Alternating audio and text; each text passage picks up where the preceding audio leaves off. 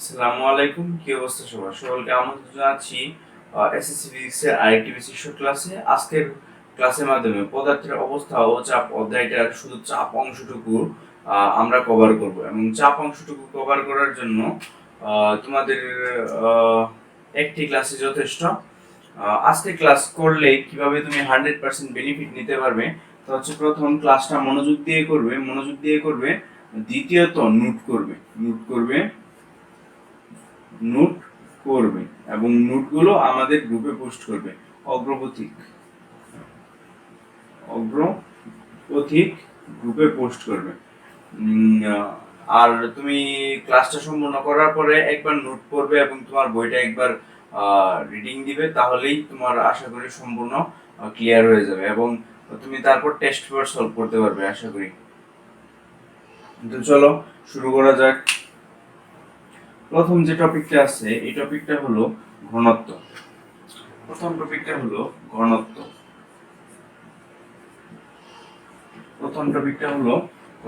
একে রো বা ডি দ্বারা প্রকাশ করা হয়। একক আয়তনে এর সংজ্ঞা হচ্ছে একক আয়তনে একক আয়তনে একক আয়তনে কোনো বস্তুর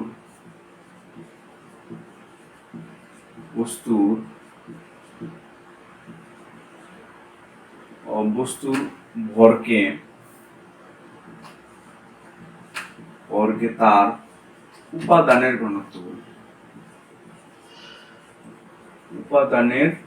ঘনত্ব বলে।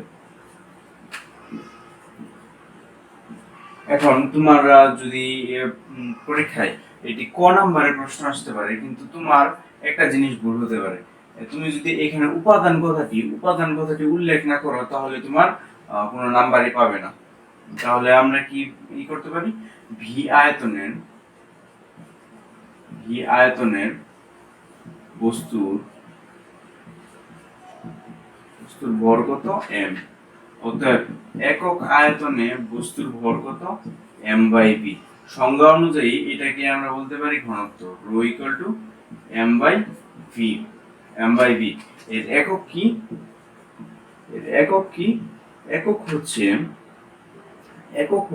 রো ইকুয়াল টু ভর, কেজি বাই মিটার কিউব। অতএব একক হচ্ছে কেজি পার মিটার কিউব। এবং মাত্রা কি? মাত্রা হচ্ছে রো এর মাত্রা হচ্ছে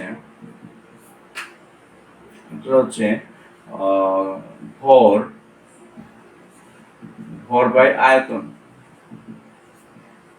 সমান ভর বাই দৈর্ঘ্য গুণ প্রস্থ গুণ উচ্চতা। আমরা দেখতে পাই ভর এর মাত্রা হচ্ছে এম, এবং দৈর্ঘ্যের এক মাত্রা হচ্ছে এল, এবং প্রস্থের মাত্রা হচ্ছে এল, এবং উচ্চতার মাত্রা হচ্ছে এল। কারণ এটি একটি দূরত্ব বোঝায়, তাই আমরা লিখতে পারি এম এল টি ইনভার্স 3। এটাই হচ্ছে মাত্রা। এখন একটি প্রবলেম সলভ করার মাধ্যমে আমরা এই টপিকটার ইতি টানবো।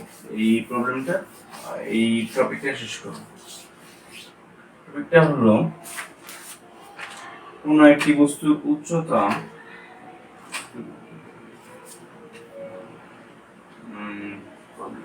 কোন একটি বস্তুর দৈর্ঘ্য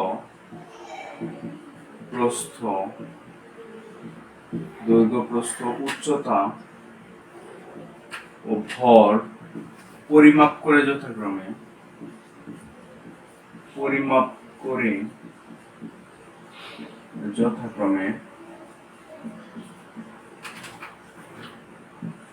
2 মিটার 3 মিটার এবং 60 কেজি পাওয়া যায়, পাওয়া যায়। তাহলে বস্তুর উপাদানের ঘনত্ব কত? তাহলে বস্তুটির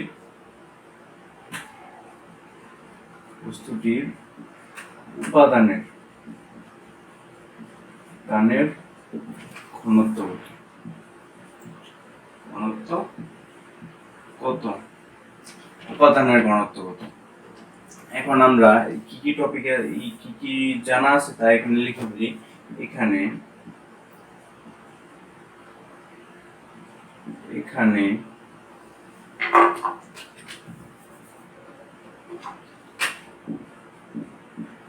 এখানে ভর m equal to 60 কেজি, দৈর্ঘ্য প্রস্থ এবং উচ্চতা, তার মানে আয়তন v equal to কত? 2 into 2 into 3 মিটার কিউব, তো 12 মিটার কিউব। অতএব আমরা জানি ঘনত্ব rho equal to m by v। m এর মান কত? m এর মান হচ্ছে 60 কেজি এবং v এর মান হচ্ছে 12 মিটার কিউব। তাহলে ঘনত্ব কত হচ্ছে? ঘনত্ব হচ্ছে 5 কেজি পার মিটার কিউব। আশা করি এটুকু তোমরা বুঝতে পারছো। চলো আমরা এখন পরের টপিকে চলে যাই। পরের টপিক হচ্ছে চাপ।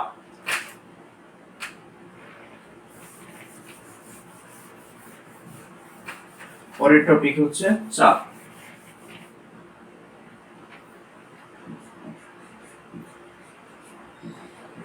চাপ একে কি দ্বারা প্রকাশ করা হয়? কারণ পি মানে প্রেসার আর ঘনত্ব ডেনসিটি দেখেই রো এবং ডি দ্বারা প্রকাশ করা হয়। রো একটি গ্রিক অক্ষর এবং রো এর কোনো আলাদা কোনো ব্যাখ্যা নাই, তাই ডেনসিটিকে কেমিস্ট্রিতে তোমরা দেখতে পারবে ডেনসিটি থেকে ডেনসিটি যেহেতু ঘনত্ব তাই একে ডি দ্বারা প্রকাশ করা হয় এবং ফিজিক্সে বেশিরভাগ সময় একে রো দ্বারা প্রকাশ করা হয়। তো চাপ কি? চাপ হলো কোনো বস্তুর একক ক্ষেত্রফলের উপর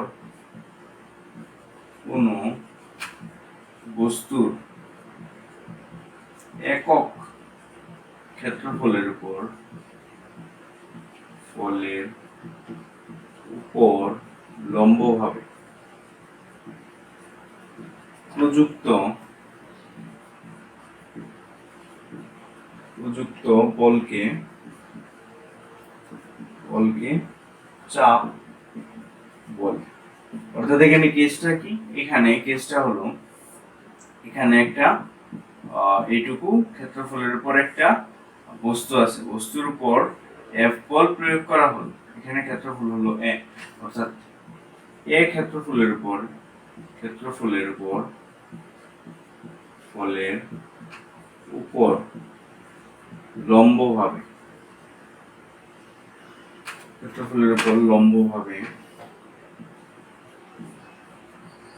লম্বভাবে প্রযুক্ত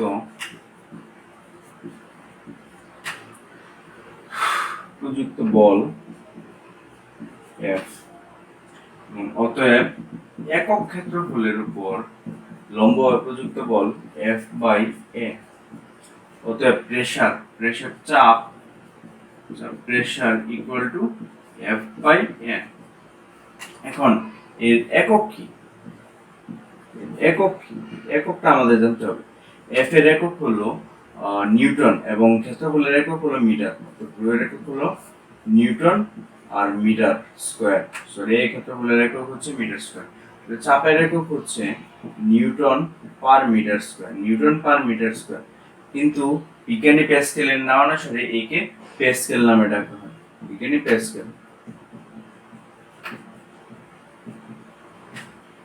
প্যাসকেলের নাম অনুসারে একে প্যাসকেল নামে ডাকা হয়। এখন আমরা একটি প্রবলেম সলভ করব না, আগে প্রবলেম সলভ করার আগে এর মাত্রাটা দেখে নেব।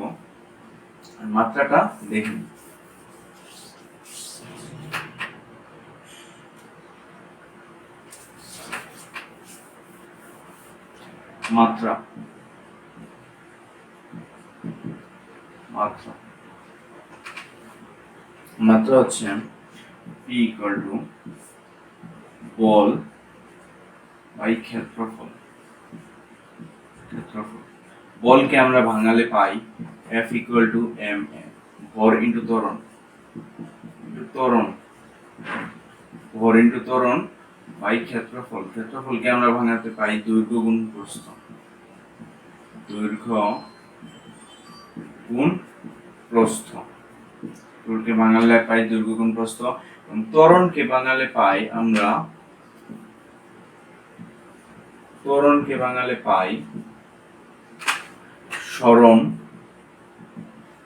সরণ বাই সময় স্কয়ার। বলতে পারি ভর গুণ সরণ গুণ দৈর্ঘ্য বাই দৈর্ঘ্য গুণ প্রস্থ গুণ সময়। এখন দেখো এখানে দৈর্ঘ্য, প্রস্থ এবং সরণ, এরা কিন্তু দৈর্ঘ্য প্রকাশ করে। দৈর্ঘ্য, প্রস্থ এবং সরণ কিন্তু একই রাশি, একই জাতীয় রাশি বা সমজাতীয় রাশি। তাই আমরা ধরি প্রস্থ সরণকে কাটবে, তাই এখানে ভর কি আছে, ভরকে প্রকাশ করা হয় m দ্বারা, এবং দৈর্ঘ্য প্রকাশ করা হয় l, এবং সময়কে প্রকাশ করা হয় t দ্বারা। এবং যেহেতু সময় গুণ সময় আছে, তাই আমরা t স্কয়ার লিখতে পারি। তাহলে মাত্রা হবে m by m l inverse 1 t inverse -2। এটাই হচ্ছে মাত্রা। আশা করি তোমরা এই মাত্রা কিভাবে নির্ণয় করতে হয় তা তোমরা বুঝতে পারছো। এখন চলো একটা প্রবলেম সলভ করি। প্রবলেম সলভ করার মাধ্যমে চাপ টপিকটা আমরা ইজিটা নিই, চাপ টপিকটা শেষ করি। প্রবলেম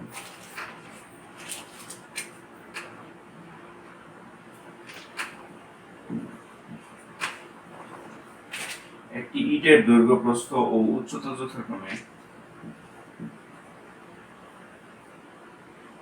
একটি ইটের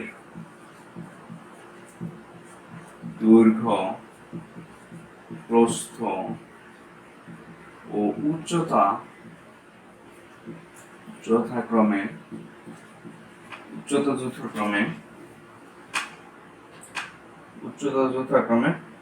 25 সেন্টিমিটার, 5 সেন্টিমিটার, 12 সেন্টিমিটার এবং 6 সেন্টিমিটার, 12 সেন্টিমিটার এবং 6 সেন্টিমিটার। ইটের ভর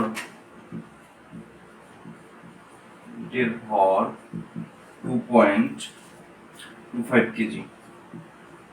ইটের ভর 2.25 কেজি। ইটের ভূপৃষ্ঠ বরাবর, ইটের কোন পৃষ্ঠ বরাবর, ইটের কোন পৃষ্ঠ বরাবর সর্বোচ্চ চাপ প্রয়োগ করবে।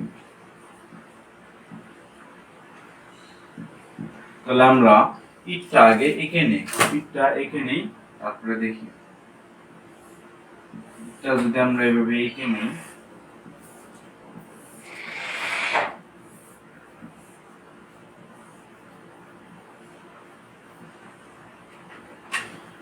তাহলে আমরা ধরি এইটা হচ্ছে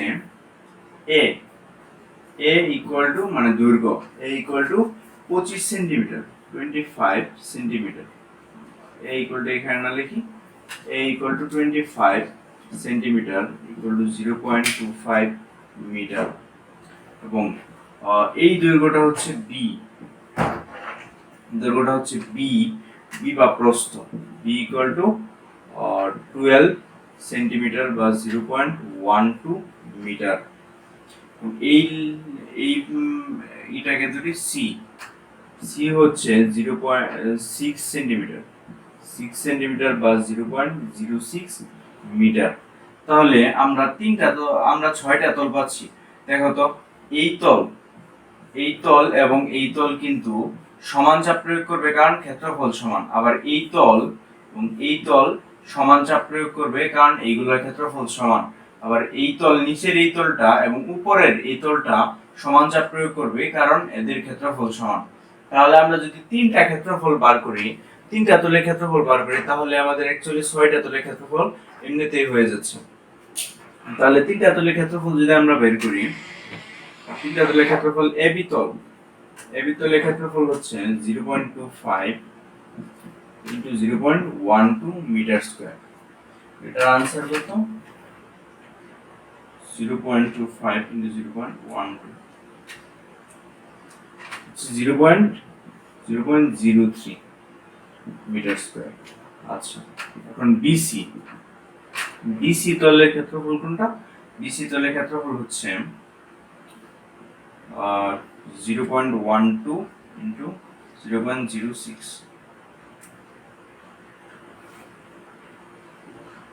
হচ্ছে 7.2 ইনটু 10 টু দি পাওয়ার -3, মানে এখান থেকে আরো 3 ঘর আগে 0 হবে, অতএব 0.0072 মিটার স্কয়ার। তাহলে এবিবিসি এবং এসি তলের ক্ষেত্রফল কত হবে? এসি তলের ক্ষেত্রফল হবে 0.25 0.06, এটা হবে 0.015 মিটার স্কয়ার। তাহলে আমরা তিনটা ক্ষেত্রফল পেয়ে যাই। একটা হচ্ছে 0.03 মিটার স্কয়ার, আরেকটা হচ্ছে 0.0072 মিটার স্কয়ার এবং আরেকটা হচ্ছে 0.015 মিটার স্কয়ার। এখন আমরা যদি দেখি P equal to F by A, F equal to mg by A, তাহলে F কিন্তু ভর কিন্তু সবসময় সেম। তাহলে F যদি সেম থাকে, এইটা যত ছোট হবে, A যত ছোট হবে, চাপ তত বেশি হবে, অর্থাৎ A যত ছোট হবে চাপ তত বেশি হবে। মানে A এবং চাপ, মানে আমরা যদি দেখি P equal to F গুণ 1 by A, F হচ্ছে স্থির, তাহলে আমরা বলতে পারি P সমানুপাতিক 1 by A, অর্থাৎ P এবং A পরস্পর ব্যস্তানুপাতিক অনুপাতে আছে। এটা যেহেতু ধ্রুবক, কারণ সমান, কারণ এ সব প্রতি ক্ষেত্রে সমান, তাহলে আমরা বলতে পারি এটা ব্যস্তানুপাতিক আছে, অর্থাৎ P যত বেশি চাই A তত কম হবে, A তত কম দিতে হবে। অর্থাৎ আমরা যদি এই বিসি তলের ক্ষেত্রে আমরা যদি চাপটা বের করি, তাহলে চাপটা হবে সর্বোচ্চ, এবং এবি তলে চাপটা বের করি, তাহলে এবি তলে চাপটা হবে সর্বনিম্ন। আশা করি তোমরা এইটুকু বুঝতে পারছো, ক্লিয়ার আছো? তোমরা এইভাবে না দিয়ে তোমরা তিনটা চাপ বের করবে। প্রথমে তিনটা চাপ বের করবে, P1 P2 P3, মানে P of AB, P of PC, P of AC, এই তিনটা চাপ বের করবে এবং দেখাবে কোনটা বড়, মানে কোনটা সর্বোচ্চ চাপ প্রয়োগ করে। এটা এইভাবে তোমরা যদি দেখাও, তাহলে তোমরা মার্ক পেয়ে যাবে আশা করি। এখন আমরা যাচ্ছি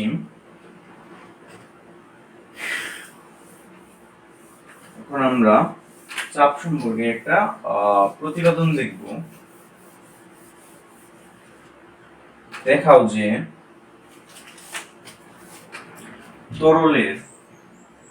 তরলের কোন বিন্দুতে চাপের মান বের করে দেখাও যে তরলের কোন বিন্দুতে চাপের মান বের করে দেখাও, চাপের মান বের করে দেখাও যে চাপ P equal to H rho g। তাহলে আমরা চাপ দেখতে পারি P equal to, আমরা প্রথমে দেখি, শুরু থেকে দেখি, P equal to F by A, তারপরে P equal to F equal to কি জানি mg, মানে W বা F একই mg by A। তারপরে আমরা m কে লিখতে, আমরা জানি rho equal to m by v, m কে লিখতে পারি rho v। এম কে লিখতে পারি রো ভি। তাহলে আমরা লিখতে পারি P equal to rho V g, V rho g by a, V rho g by a. তাহলে আমরা ভি কে আবার লিখতে পারি, ভি কে আমরা আবার লিখতে পারি ক্ষেত্রফল, ক্ষেত্রফল গুণ উচ্চতা। তাহলে আমরা লিখতে পারি ক্ষেত্রফল গুণ উচ্চতা, উচ্চতাকে আমরা এইচ ধরি, এল না ধরে এইচ ধরি। তাহলে P equal to rho into a H g by a. তাহলে এই এ এর কে কাটে, তাহলে আমরা পাই P equal to rho H rho g, H rho g. আশা করি তোমরা এটা দেখতে পারছো প্রমাণটা।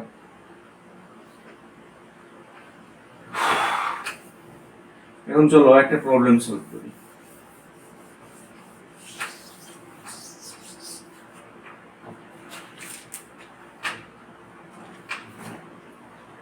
প্রবলেম সলভ করি। 5 সেন্টিমিটার ব্যাসার্ধ এবং 12 সেন্টিমিটার উচ্চতা বিশিষ্ট, 5 সেন্টিমিটার ব্যাসার্ধ ও 12 সেন্টিমিটার উচ্চতা বিশিষ্ট একটি নিরেট সিলিন্ডার,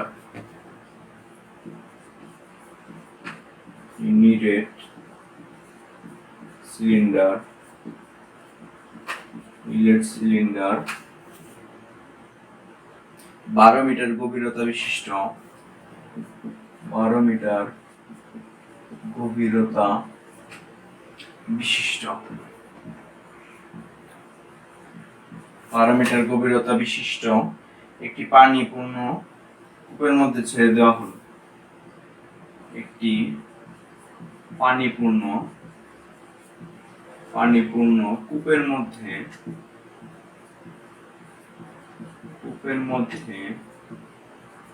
ছেড়ে দেওয়া হলো, কূপের মধ্যে ছেড়ে দেওয়া হলো। তাহলে কূপের তলদেশে পানির চাপ কত? কূপের তলদেশে পানির চাপ কত? পানির চাপ কত? তাহলে আমরা এখানে কি কি তথ্য দেওয়া আছে তা আমরা লিখে ফেলি। এক হচ্ছে ব্যাসার্ধ আর equal to 5 centimetre, equal to 0.05 metre, এবং এইচ ইকুয়াল টু 12 সেন্টিমিটার বা 0.12 মিটার, এবং 12 মিটার গভীরতাকে আমরা এইচ ড্যাশ ধরি। তাহলে আমরা 12 মিটার গভীরতা, তলদেশে একটি পানিপূর্ণ, মানে রো মানে পানির ঘনত্ব হচ্ছে 1000 KG per metre cube, 1000 KG per metre cube, এবং অভিকর্ষ ত্বরণ জি এর মান হচ্ছে 9.8 মিটার পার সেকেন্ড স্কয়ার। তাহলে আমরা যদি দেখি, এই মাত্র আমরা একটা সূত্র করে আসছি, পানির তলদেশে চাপ P equal to H rho g. তাহলে আমাদের এখানে পানির তলদেশে গভীরতা মানে কতটুকু গভীরে আছে? 12 মিটার। আমাদের এই এইচটার কোনো দরকারই হবে না, কারণ এটা সিলিন্ডারের উচ্চতা এবং এইটা সিলিন্ডারের ব্যাসার্ধ। তাহলে এই তথ্যগুলো কোনো বিভ্রান্ত করার জন্য দেওয়া হয়েছে, এই লাইনটা কোনো প্রয়োজনই নেই। 12 মিটার গভীরতা বিশিষ্ট একটি পানিপূর্ণ কূপের মধ্যে ছেড়ে দেওয়া হলো, কূপের তলদেশে পানির চাপ কত? তাহলে আমরা বলতে পারি এখানে 12 ইনটু প্রমাণে কত 1000 ইনটু 9.8। তাহলে आंसर যা আসে তাই ইকুয়াল টু आंसर খালি গো প্যাসকেল। এটাই আশা করি आंसर। আচ্ছা চলো আমরা আরেকটা প্রবলেম সলভ করি। আশা করি এটা বুঝতে পারছো, যদি না বুঝে থাকো তাহলে আবার দেখো। আশা করি যেটা মুছে ফেলছে, আর কিছু করার নাই এখন। Problem 1250 kg per metre cube ঘনত্ব বিশিষ্ট। 1250 কেজি পার মিটার কিউব ঘনত্ব বিশিষ্ট কেজি পার মিটার কিউব ঘনত্ব বিশিষ্ট বস্তুকে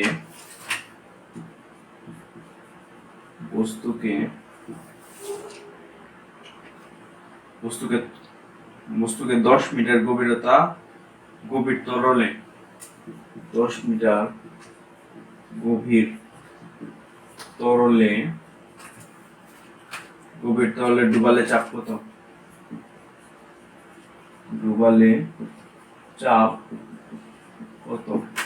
দেওয়া আছে অভিকর্ষ ত্বরণ, যেখানে অভিকর্ষ ত্বরণ 10 মিটার পার সেকেন্ড স্কয়ার। এখানে আমাদের দেওয়া আছে ঘনত্ব rho equal to 1250 kg per metre cube. এখানে দেওয়া আছে কেজি পার মিটার কিউব, এবং বস্তুটি কত মিটার গভীরে আছে, h ইকুয়াল টু 10 মিটার গভীরতায় আছে, এবং অভিকর্ষ ত্বরণ কত দেওয়া আছে? অভিকর্ষ ত্বরণ g equal to 10 metre per second square. তাহলে আমাদের এখানে চাপ কত? p ইকুয়াল টু 1250 মানে h রো g, h এর মান কত? 10, এবং রো এর মান 1250 ইনটু 10, 1250 টাইমস 10 মিটার পাস্কেল। তাহলে আমরা লিখতে পারি 125 তিনটা জিরো। এটাকে আমরা যদি বৈজ্ঞানিক আকারে প্রকাশ করি, তাহলে আমরা লিখতে পারি এখানে দশমিকটা কত আছে, এখানে দশমিকের পরে জিরো থাকলে কোনো সমস্যা হয় না। এখন যদি দশমিকের এক ঘর আগে আনি, মানে ধরি 0.01 এটা দেওয়া আছে। এখন দশমিকটাকে যদি আমি এক ঘর ডানে নেই, 0.1, তাহলে আমরা লিখতে হবে ইনটু 10 টু দি পাওয়ার -1। এক ঘর ডানে নিলে মাইনাস হবে, বামে নিলে প্লাস হবে। এখন আমাদের যদি দশমিকটা দেওয়া আছে 0.01, তাহলে আমাদের যদি এই দশমিকটা আরো এক ঘর ডানে আনি, তাহলে হবে 0.001 ইনটু 10, 0001 ইনটু 10 টু দি পাওয়ার 1। তাহলে আমরা কয় ঘর আমরা এখানে ডানে নিচ্ছি, কয় ঘর বামে নিচ্ছি? 1 2 3 4 5 ঘর ডানে নিচ্ছি। 1.25 into 10 to the power 5 Pascal. এটাই হবে आंसर। তোমরা লিখে দিবে অতএব বস্তুকে 10 মিটার তরলে ডুবালে চাপ হবে 1.25 into 10 to the power 5 pascal. আশা করি এইটুকু তোমরা বুঝতে পারছো। এবং আরেকটা টপিক আমাদের একটু দেখবো এখন।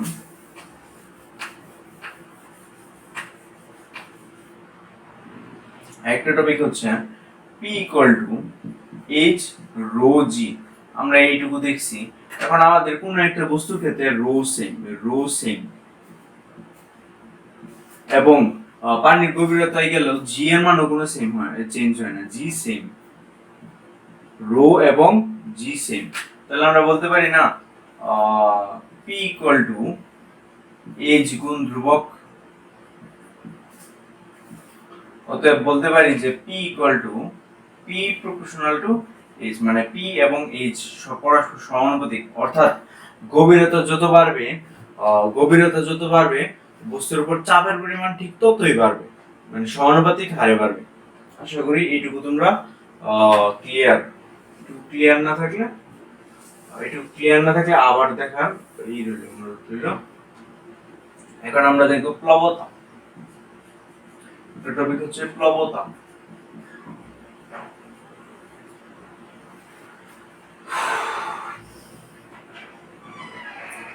প্লবতা হচ্ছে বস্তুকে ধরো কোনো একটি প্রবাহী পদার্থ যেমন তরল এবং বায়বীয়তে ডুবানো হলো বা নিমজ্জিত করা হলো, তখন বস্তুর ওজনের জন্য একটা বল কাজ করে, F1 ধরি ওজন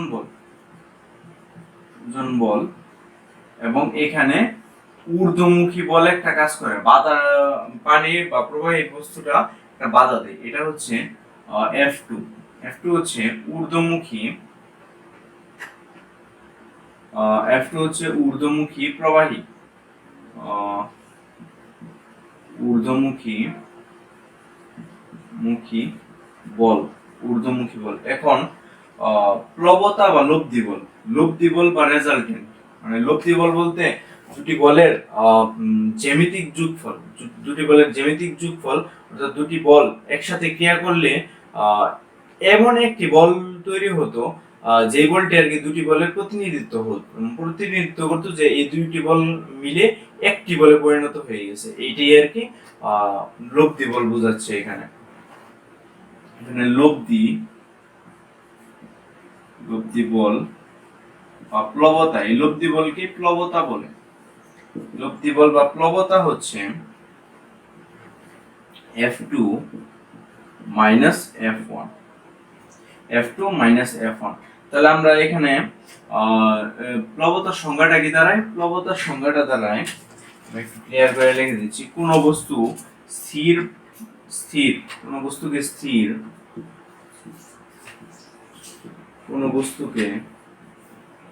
স্থির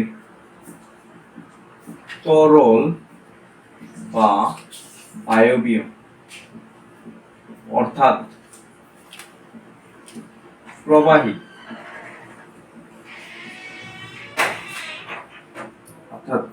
প্রবাহী পদার্থে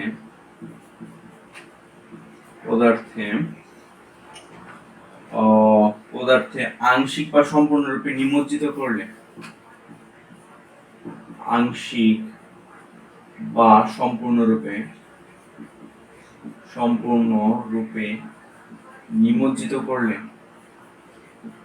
নিমজ্জিত করলে তরল বা প্রবাহী পদার্থ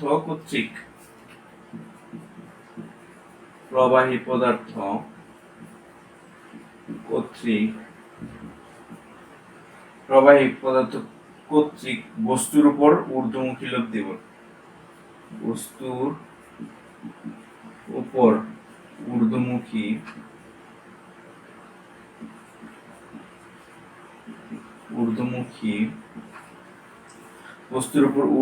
লব্ধি বল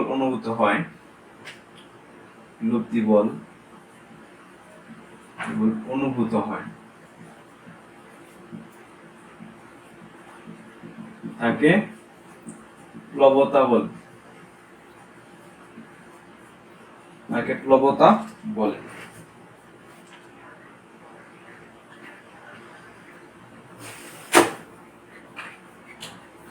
এখন আমরা আবার একটু ডিফাইন করি।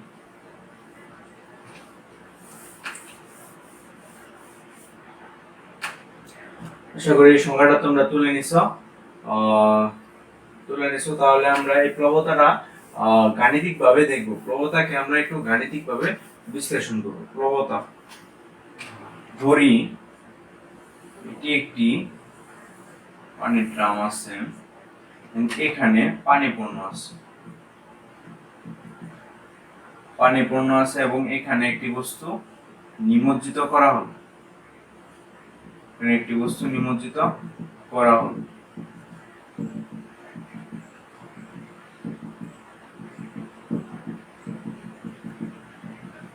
এই ঠিক উপরিতল থেকে এখান থেকে ধরি সম্পূর্ণ পানি আছে, উপরিতল থেকে এইটুকুর উচ্চতা হচ্ছে মানে গভীরতা হচ্ছে H2 এবং এইটুকুর গভীরতা হচ্ছে H1। তাহলে আমরা বলতে পারি এইটুকুর গভীরতা হচ্ছে H2 মাইনাস H1, মানে বড়টা থেকে ছোটটা বিয়োগ করলে আমরা এটা পাই। তাহলে আমরা এটাকে H ধরে নিই। প্লবতা প্লবতা হচ্ছে এখানে একটি ওজনের কারণে F1 বল প্রয়োগ হচ্ছে, F1 ওজনের কারণে প্রয়োগ হচ্ছে, এবং ঊর্ধ্বমুখী একটি বল প্রয়োগ হচ্ছে F2। তাহলে এখানে প্লবতা আমরা বলতে পারি প্লবতা F2 minus F1 equal to, আচ্ছা এখানে আমরা আরেকটু দেখি, P equal to F by A, এটা তো আমরা আগেই দেখছি F বাই A, এবং P ইকুয়াল টু আমরা পাইছি H রো G। তাহলে আমরা F ইকুয়াল টু লিখতে পারি A H rho G, F equal to A H rho G। এই লাইনটা আমরা মনে রাখি। তোমরা একটা জিনিস খেয়াল করো, এই সূত্রে যদি এই সূত্র এবং এখানে যদি আমরা কল্পনা করি, তাহলে নিম্নবিন্দু থেকে নিম্নবিন্দুতে চাপ, নিম্নবিন্দুতে বল কত হবে? নিম্নবিন্দুতে বল হবে A H2 rho G, A H2 rho G, H2 rho G minus এই বিন্দুতে, উপরের বিন্দুতে কত হবে? উপরের বিন্দুতে বল কত হবে? A H1 rho G। তাহলে আমরা A রো G যদি আমরা কমন নিই, A রো G যদি আমরা কমন নিই, তাহলে পাই H2 মাইনাস H1। আমরা H2 মাইনাস H1 কি একটু আগে H ধরছিলাম, তাহলে আমরা বলতে পারি A H rho G, A H rho G। এটা হচ্ছে প্লবতা A H রো G। এখন AH আমরা V কে জানি, AH লেখা যায়, V কে AH লেখা যায়। V হচ্ছে আয়তন এবং A হচ্ছে ক্ষেত্রফল, H হচ্ছে উচ্চতা। তাহলে আমরা লিখতে পারি V rho G, V rho G, V rho G। তাহলে আমরা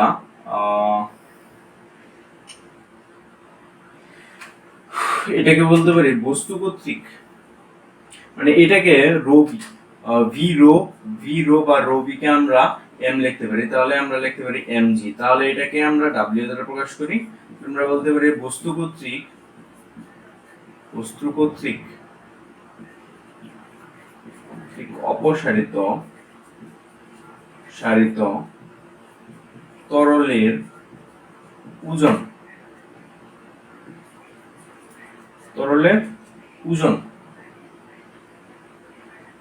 ওজন।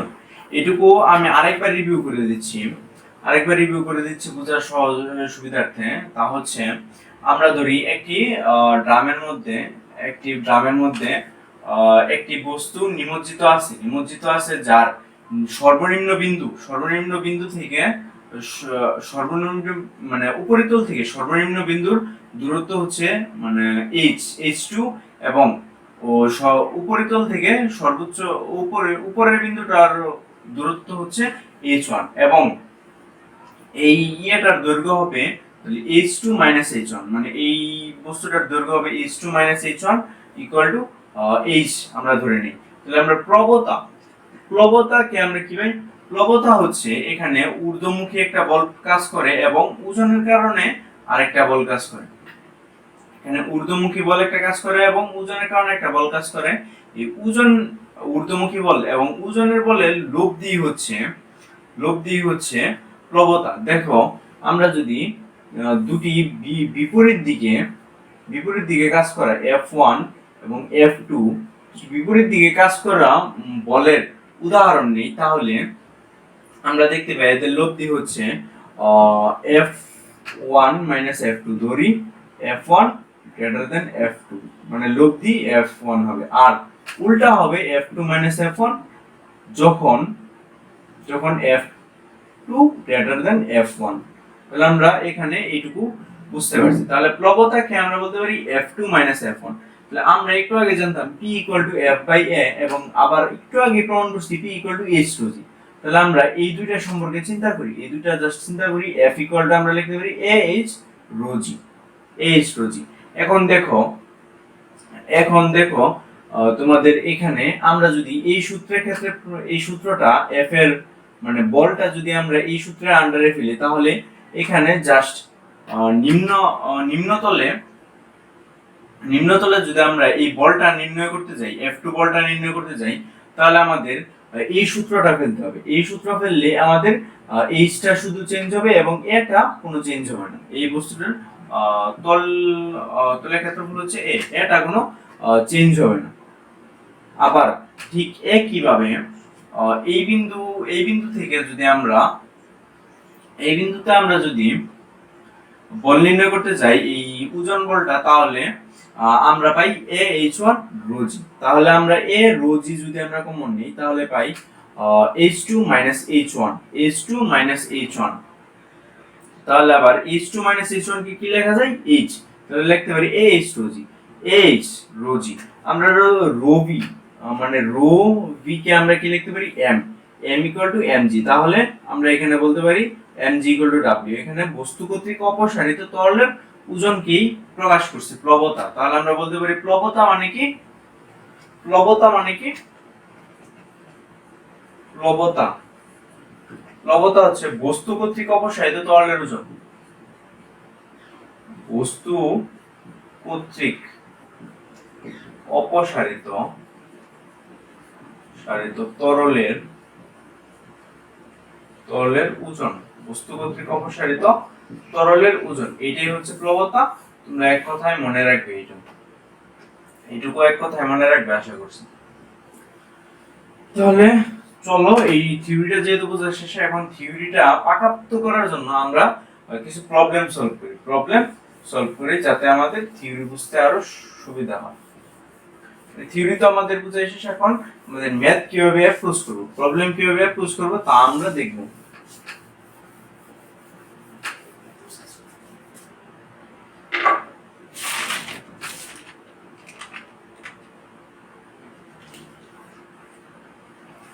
আচ্ছা, প্রবলেম অ্যাপ্রোচ করার কারণে আগে আমরা তিনটা কেস দেখে নিই। প্রবলেম অ্যাপ্রোচ করার আগে আমরা তিনটা কেস দেখে নিই। এখানে হচ্ছে W1 হচ্ছে বস্তু কর্তৃক বস্তুর ওজন বা বস্তুর বাতাসের ওজন, বস্তুর ওজন বা বস্তুর বাতাসে ওজন। তাহলে আমরা বলতে পারি বস্তুর ওজন বা বস্তুর বাতাসে ওজন একই জিনিস বোঝায়। তাহলে তোমরা কি বলতে পারো না যে বস্তুর ওজন যদি বস্তুর বাতাসে ওজন বোঝায় তাহলে ওজনের তো কোনো চেঞ্জ হওয়ার কথা না, তাহলে এটা তো বস্তুর পানিতে ওজন হওয়ার কথা হইলেও কোনো সমস্যা হতো না। কিন্তু তোমরা যখন প্রবলেম সলভ করবে এমন কেস দেখবে যে কেসের মাধ্যমে পানিতেও কিছুটা ওজন হারায়, বস্তু পানিতে কিছুটা ওজন হারায়, তাই এখানে বস্তুর ওজনকে বাতাসে ওজন ধরা হয়েছে।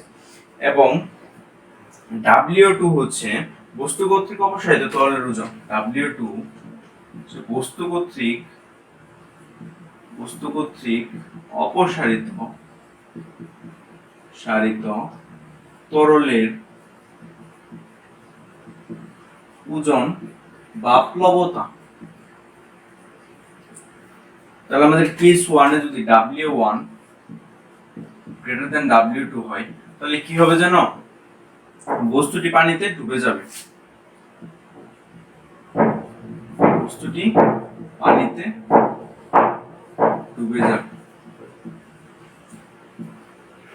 আমরা এটা দেখছি বস্তুটি পানিতে ডুবে যাবে, ধরি এটা পানি পূর্ণ আছে, এখন বস্তুটি পানিতে ডুবে যাবে, এখানে ডুবে যাবে বলতে এখানে থাকবে, বস্তুটি পানি এখানে থাকবে।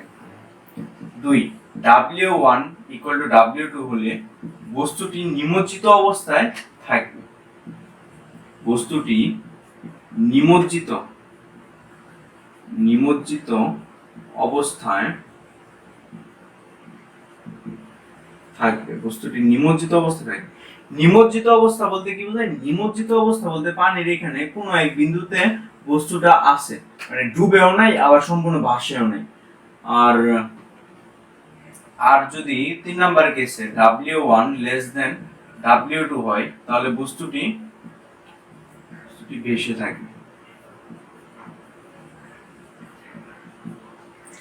এই কেসটা আমরা একটু বেশি দেখি কখন জানো, এই কেসটা যখন আমরা দেখি বাতাসে যখন বেলুন উড়াই, বেলুনের ক্ষেত্রে আমরা এই কেসটা দেখতে পাই। বেলুন উড়ে কেন, বেলুন উড়ে ঠিক এই কারণে বস্তুর বাতাস ওজন থেকে এর কারণে, এই কারণে বেলুন উঠতে পারে।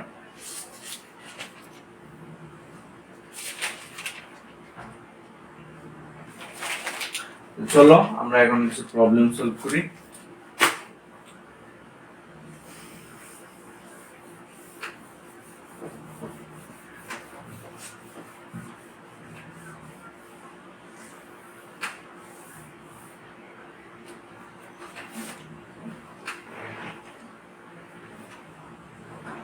একটা সিলিন্ডার প্রবলেম।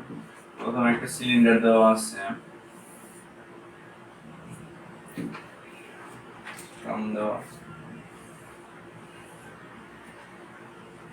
এখানে আরেকটা কিছু দেওয়া আছে।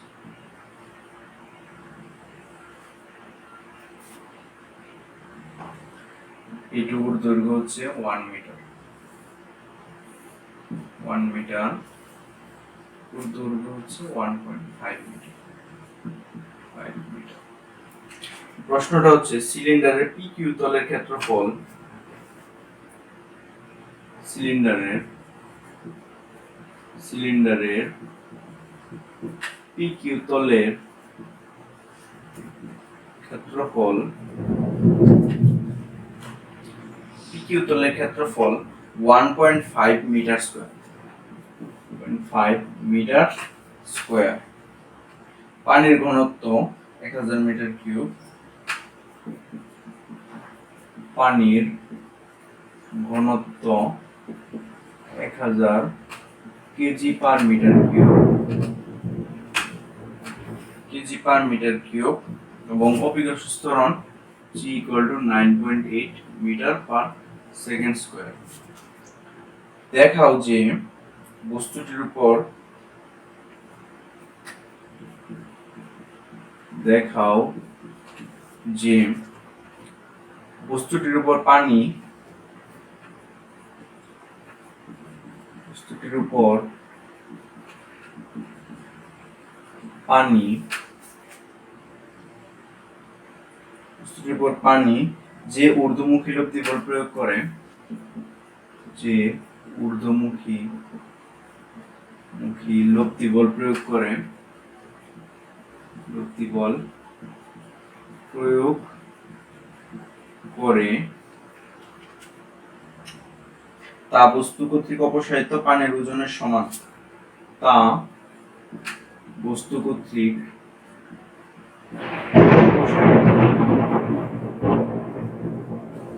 পানির ওজনের সমান।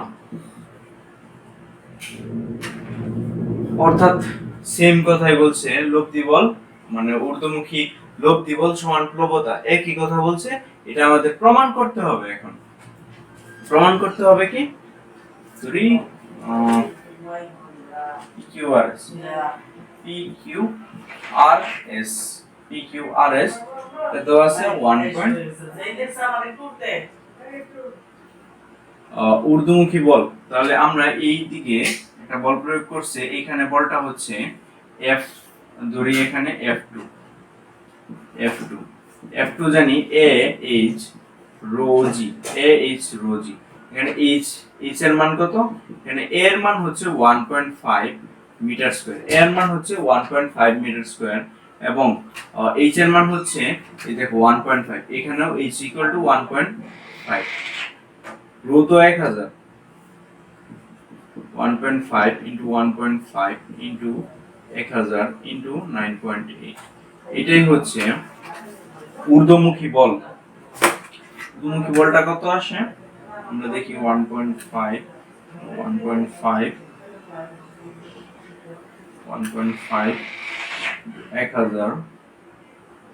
9.8, তাহলে আমরা পাই 22050 নিউটন। আবার এইদিকে একটা বল প্রয়োগ করছে, এই বলটা আমরা পাই F1, এটাকে F1 ধরি, F1 = AH rho g, AH rho g, AH rho g। তাহলে এখানে AH rho g, এখানে H এর মান কত হবে, H এর মান হবে 0.5। এখানে দেখো এইটুকুর উচ্চতা হচ্ছে, মানে সিলিন্ডারটির উচ্চতা হচ্ছে 1 মিটার এবং সিলিন্ডারটি কত গভীরতায় আছে 1.5 মিটার। তাহলে সিলিন্ডারের উপরিতলে উচ্চতা হচ্ছে, সিলিন্ডারের উপরিতলে উচ্চতা হচ্ছে 0.5 মিটার, 0.5 মিটার। তাহলে A এর মান কত 1.5, উচ্চতা হচ্ছে 0.5 * 1000 * 9.8, 1000 * 9.8। তাহলে আমরা এখানে কত পাই, তাহলে আমরা এখানে পাই 73 50 নিউটন। তাহলে আমরা যদি এখানে F2 F1 লিখি, F2 F1, তাহলে আমরা কত পাই? 22050 মাইনাস 7350 ইকুয়াল টু কত পাই? 22050 মাইনাস 7350 আমরা পাই 14700 নিউটন। এখন আমরা যদি প্লবতা F ইকুয়াল টু, আমরা সূত্র জানতাম F equal to V rho g. এই V কি? V হচ্ছে সিলিন্ডারটির আয়তন। আমরা জানি সিলিন্ডারটির পৃষ্ঠতলের উচ্চতা, পৃষ্ঠতলের ক্ষেত্রফল 1.5 মিটার স্কয়ার, কিন্তু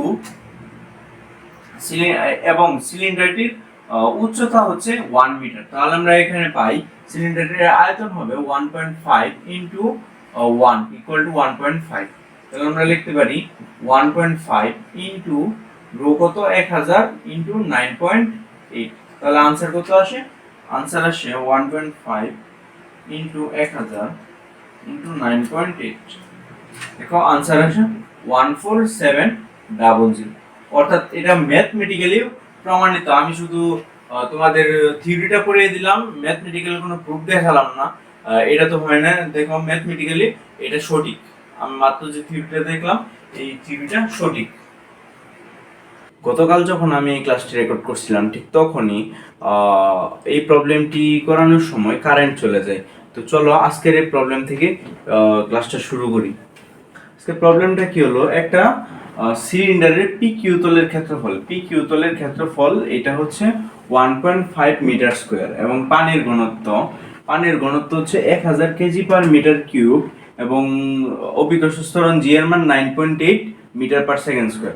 দেখাতে হবে যে বস্তুর উপর পানির ঊর্ধ্বমুখী লব্ধি বল মানে প্লবতা এবং বস্তুর কর্তৃক অপসারিত পানির ওজনের সমান। তাহলে এটা কিভাবে বের করতে পারি? তাহলে লব্ধি বল, আমাদের নিম্ন ঊর্ধ্বমুখী বলটা যে আছে, ঊর্ধ্বমুখী বলটাকে আমরা ধরছি F2 হচ্ছে AH রো জি, H2 রো জি, AH2 রো জি।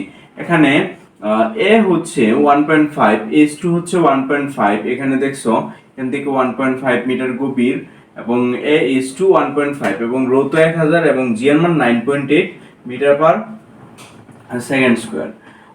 তারপর আমরা যদি ক্যালকুলেশন করি তাহলে পাই 22050 নিউটন।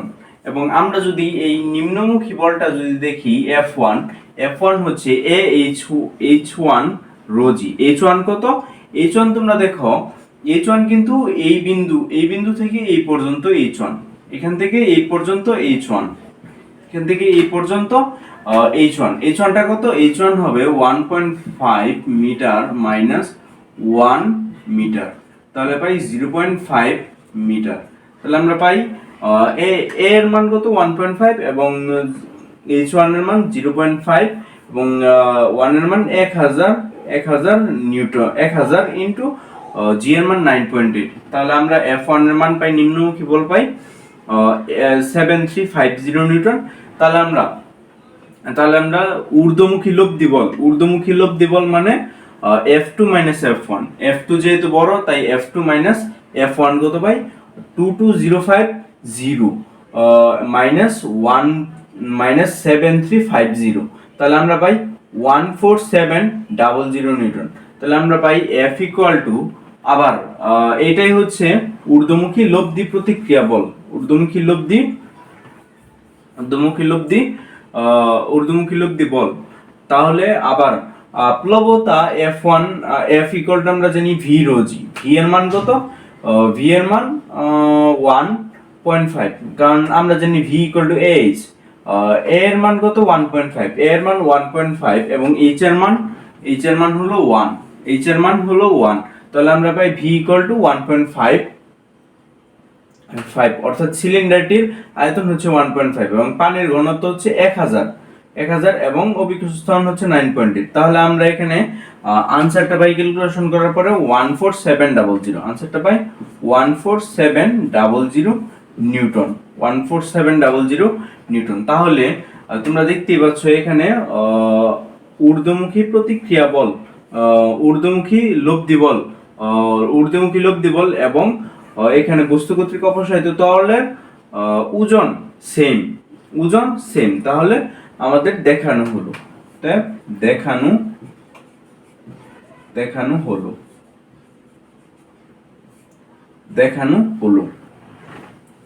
তাহলে চলো আরেকটা প্রবলেম সলভ করি এখন।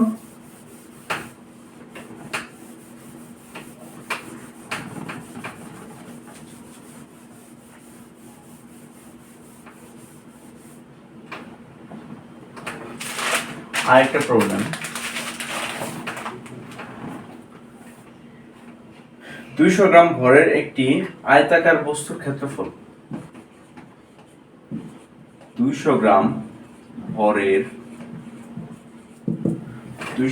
ভরের একটি আয়তাকার বস্তুর ক্ষেত্রফল, একটি আয়তাকার বস্তুর ক্ষেত্রফল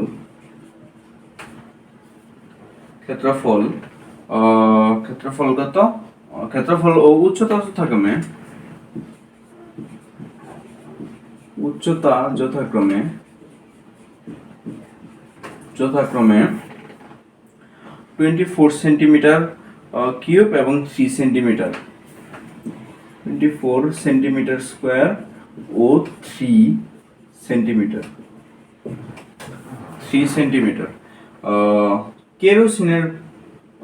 কেরোসিনে বস্তুর ওজন, বস্তুটাকে কেরোসিনে নিমজ্জিত করা হলো, কেরোসিনে বস্তুর ওজন, কেরোসিনে বস্তুর ওজন কত? কেরোসিনে বস্তুর ওজন হচ্ছে 1.4 নিউটন, 1.4 নিউটন। এবং কেরোসিনের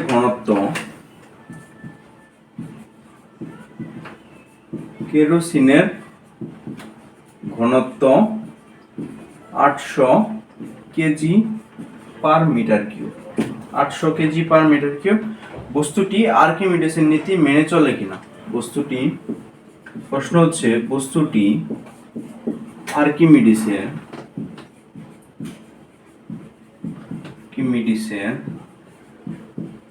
নীতি মেনে চলে কিনা। শুরুতে আমরা একটু সংক্ষেপে রিভিউ করে দিই।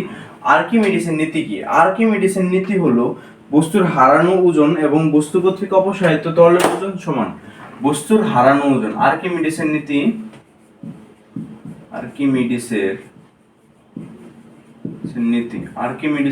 কি? আর্কিমিডিসের নীতি হচ্ছে বস্তুর হারানো ওজন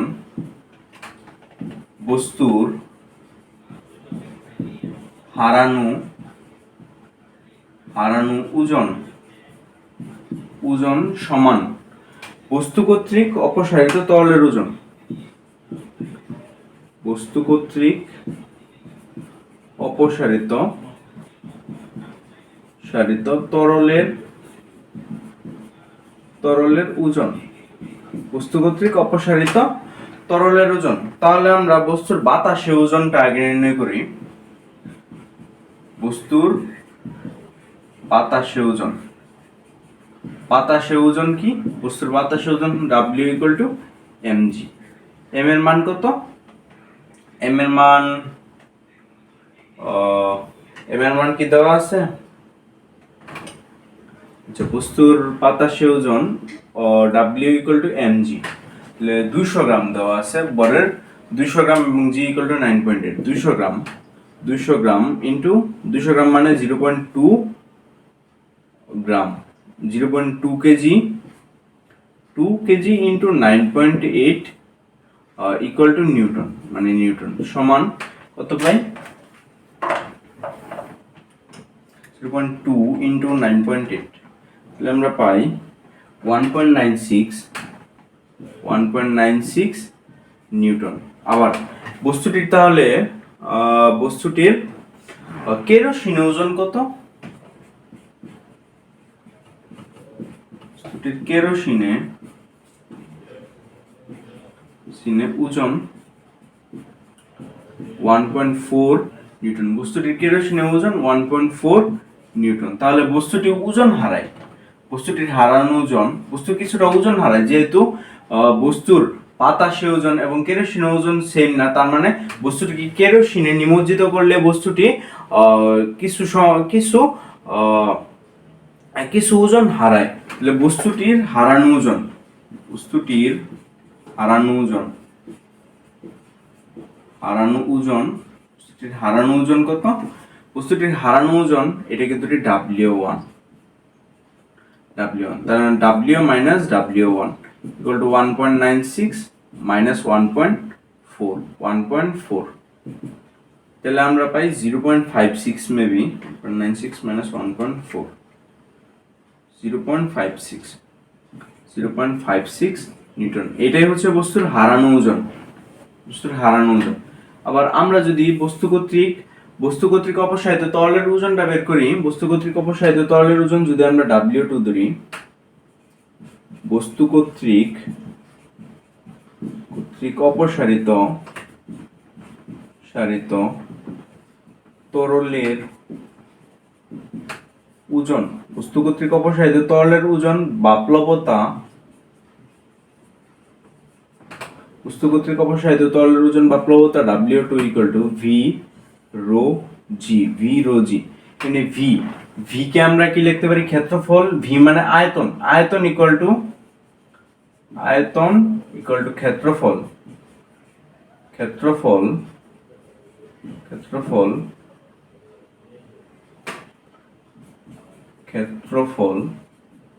গুণন উচ্চতা,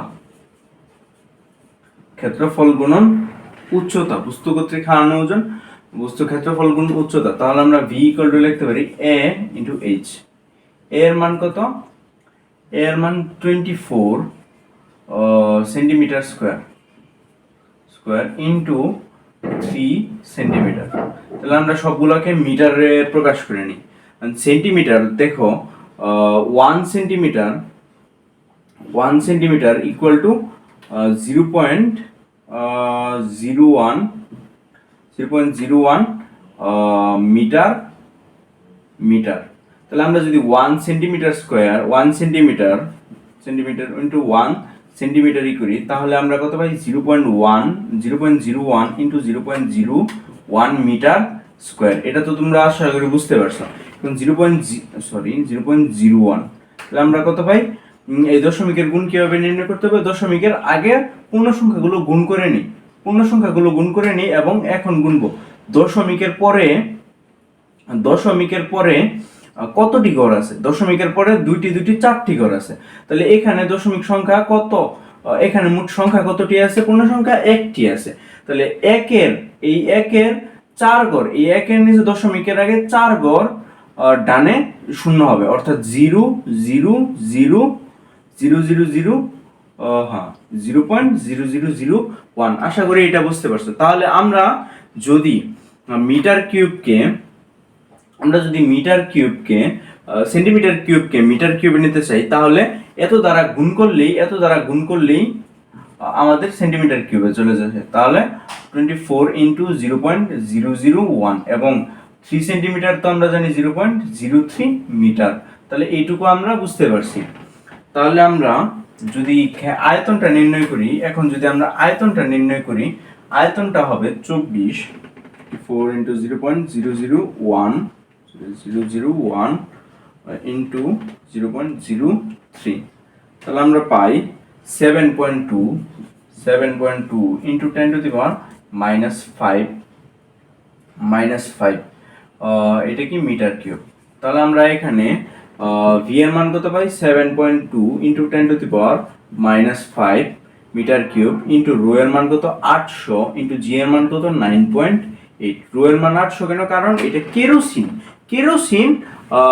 কেরোসিন তোমার এখানে কেরোসিনে নিমজ্জিত করছে। এখন কেরোসিনে বস্তুটি হারানো ওজন হবে না, বস্তুটি কেরোসিন অপসারিত করবে না। এই কেরোসিনের ওজনটাই নির্ণয় করতে যাচ্ছি, এই কেরোসিনের ওজনটাই। তাই এখানে আনসার হবে 7.2 10 to the power -5 into 800 into 9.8, answer pi 0.56488, sorry 56448 এখন দেখো এটা তোমাদের কাছাকাছি হলেও, হারানো ওজন কাছাকাছি হলেও এটা কিন্তু সেম না W2, তার মানে W minus W1 not equal to W2। তাহলে আমরা একটা বলতে পারি কাছাকাছি হলেও এটা যেহেতু সেম না, তাই আমরা বলতে পারি বস্তুটি আর্কিমিডিসের নীতি মানে না। তো আর্কিমিডিসের নীতি মেনে চলে না, আর্কিমিডিসের নীতি মেনে চলে না। চলো আমরা এই প্রবলেমটাকে আরেকবার রিক্যাপ করে দিই। এই প্রবলেমটি আরেকবার রিক্যাপ করে দেওয়ার মাধ্যমে আশা করি তোমাদের এই প্রবলেম নিয়ে আর কোনো প্রশ্ন থাকবে না। এই প্রবলেমটি হচ্ছে 200 গ্রাম ভরের একটি আয়তাকার বস্তুর ক্ষেত্রফল ও উচ্চতা যথাক্রমে 24 সেন্টিমিটার স্কয়ার ও 3 সেন্টিমিটার, অর্থাৎ ক্ষেত্রফল হচ্ছে 24 সেন্টিমিটার স্কয়ার এবং উচ্চতা হচ্ছে 3 সেন্টিমিটার, এবং কেরোসিনে বস্তুর ওজন হচ্ছে 1.4 নিউটন। কেরোসিনের ঘনত্ব হচ্ছে 800 কেজি পার মিটার কিউব, এবং বস্তুটির, এখন আমাদের দেখতে হবে বস্তুটি কি আর্কিমিডিসের নীতি মেনে চলে কিনা। আর্কিমিডিসের নীতি হচ্ছে বস্তুর হারানো ওজন সমান হবে বস্তু কর্তৃক অপসারিত তরলের ওজন বা প্লবতা। হারানো ওজন বা প্লবতা।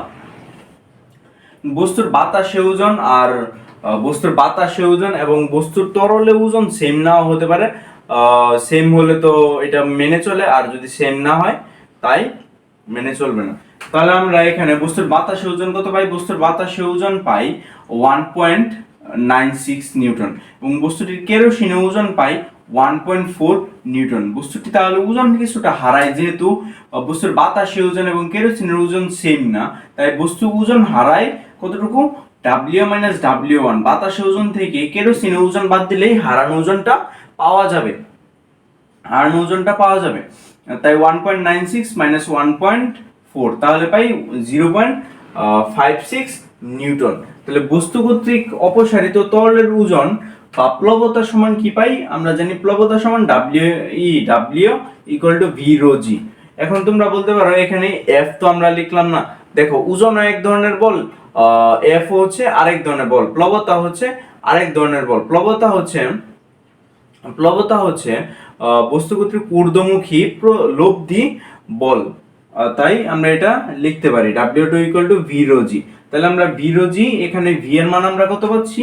V এর মান আমরা পাচ্ছি হিসাব করে ক্ষেত্রফল গুণ উচ্চতা দুটাই সেন্টিমিটারে দেওয়া আছে, আমরা এটাকে মিটারে নিয়ে আসলে পাই 7.2 into 10 to the power -5 metre cube. তাহলে আমরা এখানে বি এর মান বসাই, এবং রো এর মান তো 800 দেওয়াই আছে, কেজি পার মিটার কিউব, এবং জি এর মান 9.8, অভিকর্ষ জি এর মান 9.8। তাহলে আমরা যদি এটা হিসাব করে পাই তাহলে 0.56448। দেখো এখন কিন্তু বস্তুটি হারানো ওজন এবং প্লবতা সেম না, দুটি কাছাকাছি হলেও সেম না। তাই সেম যেহেতু না, বস্তুটি আর্কিমিডিসের নীতি মেনে চলে না, তাই বলতে পারি আমরা বস্তুটি আর্কিমিডিসের নীতি মেনে চলে না। চলো এই প্রবলেমটি রিক্যাপ করা শেষ। এখন আমরা আরেকটি প্রবলেম সলভ করব। আমি এই প্রবলেমগুলো এক একটি টাইপ থেকে এক একটি প্রবলেম সিলেক্ট করেছি, যাতে তোমাদের একটি প্রবলেম দেখালেই তোমরা পরে ওই টাইপটা ধরতে পারো, ওই টাইপের প্রত্যেকটি প্রবলেম সলভ করতে পারো। তুমি যত বেশি প্রবলেম সলভ করবে, ঠিক তত বেশি তোমার প্রবলেম সলভিং এর দক্ষতা বাড়বে। এখন আরেকটা প্রশ্ন করি।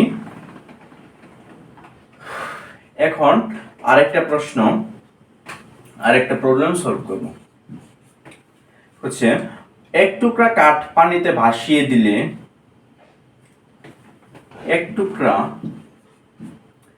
এক টুকরা কাঠ পানিতে ভাসিয়ে দিলে, এক টুকরা কাঠ পানিতে ভাসিয়ে দিলে তার কত অংশ ডুবে থাকবে? তার কত অংশ ডুবে থাকবে? কত অংশ ডুবে থাকবে? ডুবে থাকবে কেরোসিনের কাঠের ঘনত্ব 500 কেজি পার মিটার কিউব। কাঠের ঘনত্ব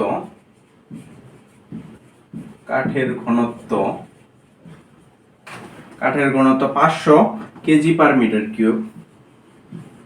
500 কেজি পার মিটার কিউব। এবং পানির ঘনত্ব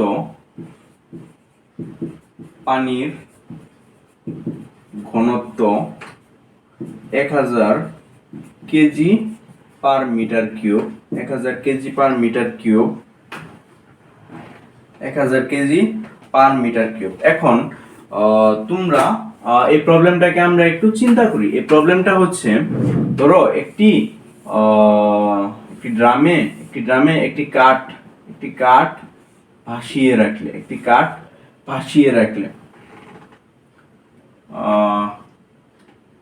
কাঠ ভাসিয়ে রাখলে, একটি কাঠ নিমজ্জিত করলে তার কিছু অংশ পানির উপরে ভাসবে এবং কিছু অংশ ডুবে থাকবে, এবং তাহলে কিছু অংশ ডুবে থাকবে। এখন কি হবে জানো? কাঠের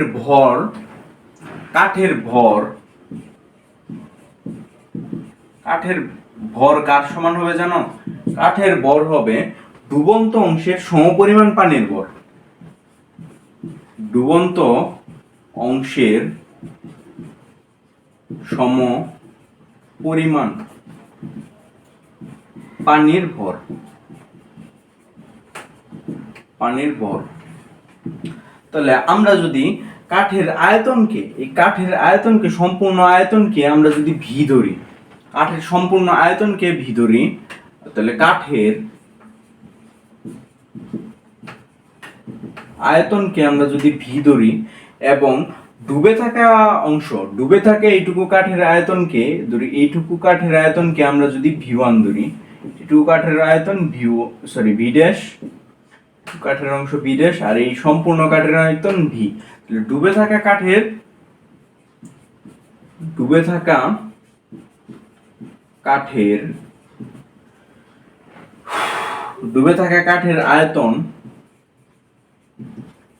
আয়তন সমান ভি ড্যাশ। ডুবে থাকা কাঠের আয়তন ভি ড্যাশ। তাহলে আমরা কাঠের ভর কত পাই? কাঠের ভর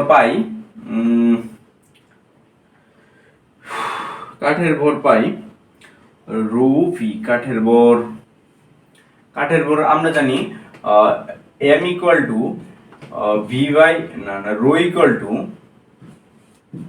টু m বাই ভি। তাহলে m ইকুয়াল টু পাই রো ভি। তাহলে এখানে কাঠের ভর কত? কাঠের ভর হচ্ছে রো ভি, কাঠের ঘনত্ব, এবং এত কাঠের ঘনত্ব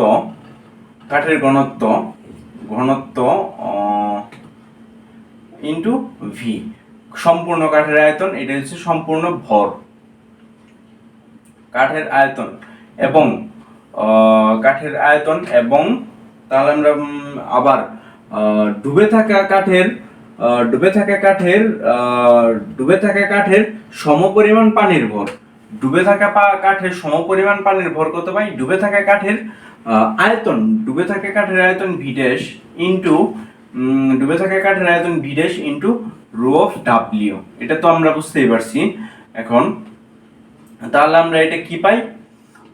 তাহলে আমরা যদি এখন এইটাকে এখানে নিচে নিয়ে আসি, মানে আর গুণন করি, তাহলে আমরা পাই মানে ভি এবং ভি ড্যাশ একই সাইডে নিয়ে আসি এবং রো ড্যাশ একই সাইডে নিয়ে আসি, তাহলে আমরা পাই V dash by V equal to rho by rho of water, মানে ঘনত্ব বাই ঘনত্ব অফ ওয়াটার। তাহলে আমরা এটা বলতে পারি কতটুকু এখানে ভাসবে এইটুকুর অনুপাত, মানে ডুবে থাকা কাঠের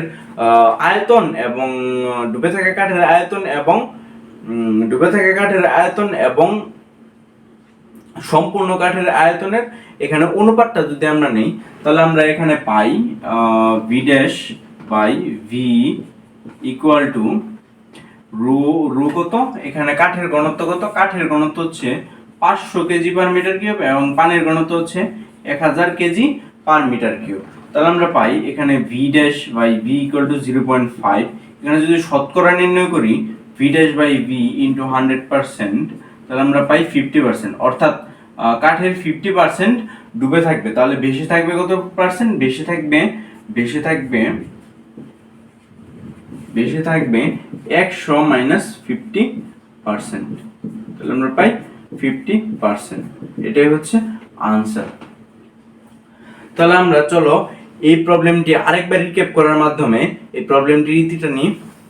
এই প্রবলেমটিতে কি বলা আছে, এক টুকরো কাঠ পানিতে ভাসিয়ে দিলে তার কত অংশ ডুবে থাকবে, যেখানে কাঠের ঘনত্ব 500 কেজি পার মিটার কিউব এবং পানির ঘনত্ব 1000 কেজি পার মিটার কিউব। তাহলে আমরা জানি কাঠের ভর ইকুয়াল টু ডুবন্ত অংশ সমপরিমাণ পানির ভর। কাঠের ভর সমান ডুবন্ত অংশের সমপরিমাণ পানির ভর, যেখানে কাঠের আয়তন হচ্ছে ভি এবং ডুবন্ত অংশের কাঠের আয়তন হচ্ছে ভি ড্যাশ। তাহলে আমরা জানি কাঠের ভর হচ্ছে রো ভি এবং ডুবন্ত অংশের সমপরিমাণ পানির ভর হচ্ছে ভি ড্যাশ ইন্টু রো। তাহলে আমরা ভি ড্যাশ বাই ভি কে যদি আমরা এক সাইডে নিয়ে আসি, তাহলে পাই rho by rho of water. তাহলে ভি ড্যাশ বাই ভি এর অনুপাত পাই 0.5। তাহলে আমরা যদি একে শতকরা অনুপাতে নিয়ে যাই, তাহলে আমরা পাই 50%। তাহলে 50% এর মানে কি, ডুবন্ত অংশের মোট আয়তন এবং মানে ডুবে থাকা কাঠের আয়তন এবং মোট আয়তনের শতকরা পরিমাণ। তাহলে তো আমরা পাই যে কতটুকু ডুবে আছে, 50% ডুবে আছে বলতে পারি। তাহলে বেশি আছে কত পার্সেন্ট? বেশি আছে 100 মাইনাস 50% ইকুয়াল টু 50%। এটাই আশা করি প্রবলেমটা ছিল। এখন চলো আমরা লাস্ট প্রবলেম সলভ করি। এই প্লবতা টপিকের লাস্ট প্রবলেম সলভ করি।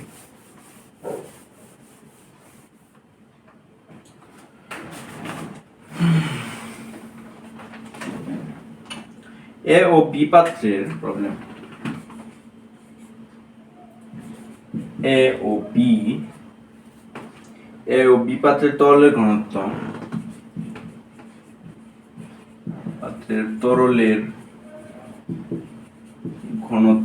এ ও বি পাত্রের তরলের ঘনত্ব 800 কেজি পার মিটার কিউব এবং 1260 kg per metre cube. 800 KG per metre cube এবং 1260 kg per metre cube. 1260 kg per metre cube. এ পাত্রের উচ্চতা যথাক্রমে এ পাত্রের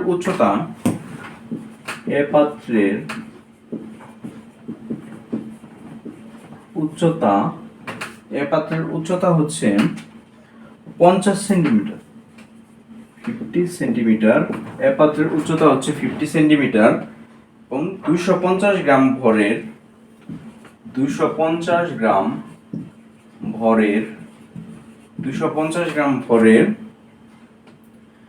একটি বস্তুকে 250 গ্রাম ভরের একটি বস্তুকে 250 গ্রাম ভরের একটি বস্তুকে 250 গ্রাম ভরের একটি বস্তুকে এ পাত্রের তরলে ছেড়ে দিলে, এ পাত্রের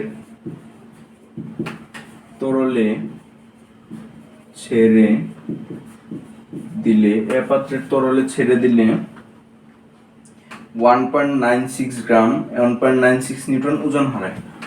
1.96 নিউটন ওজন হারায়, 1.96 নিউটন ওজন হারায়, 1.96 নিউটন ওজন হারায়।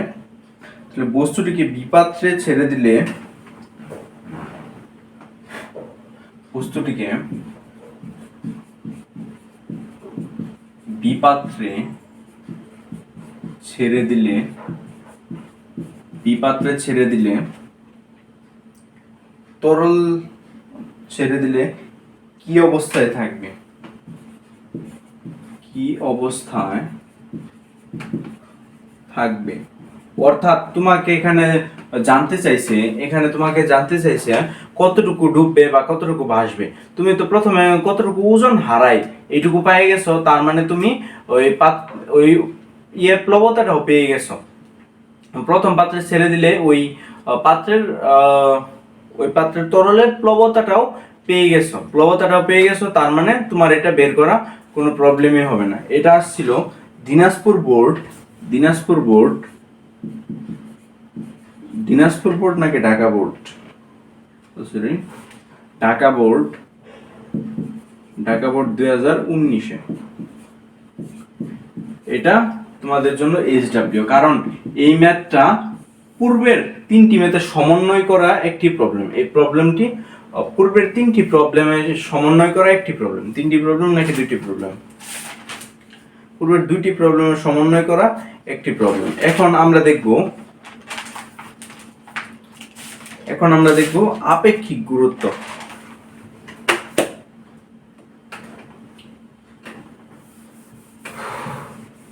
এখন আমরা দেখব আপেক্ষিক গুরুত্ব। এই প্রবলেমটা এইচডব্লিউ করে তোমরা কিন্তু অগ্রগতি গ্রুপে পোস্ট করবে, আমাদের গ্রুপে পোস্ট করবে। তাহলে আপেক্ষিক গুরুত্ব, আপেক্ষিক গুরুত্ব,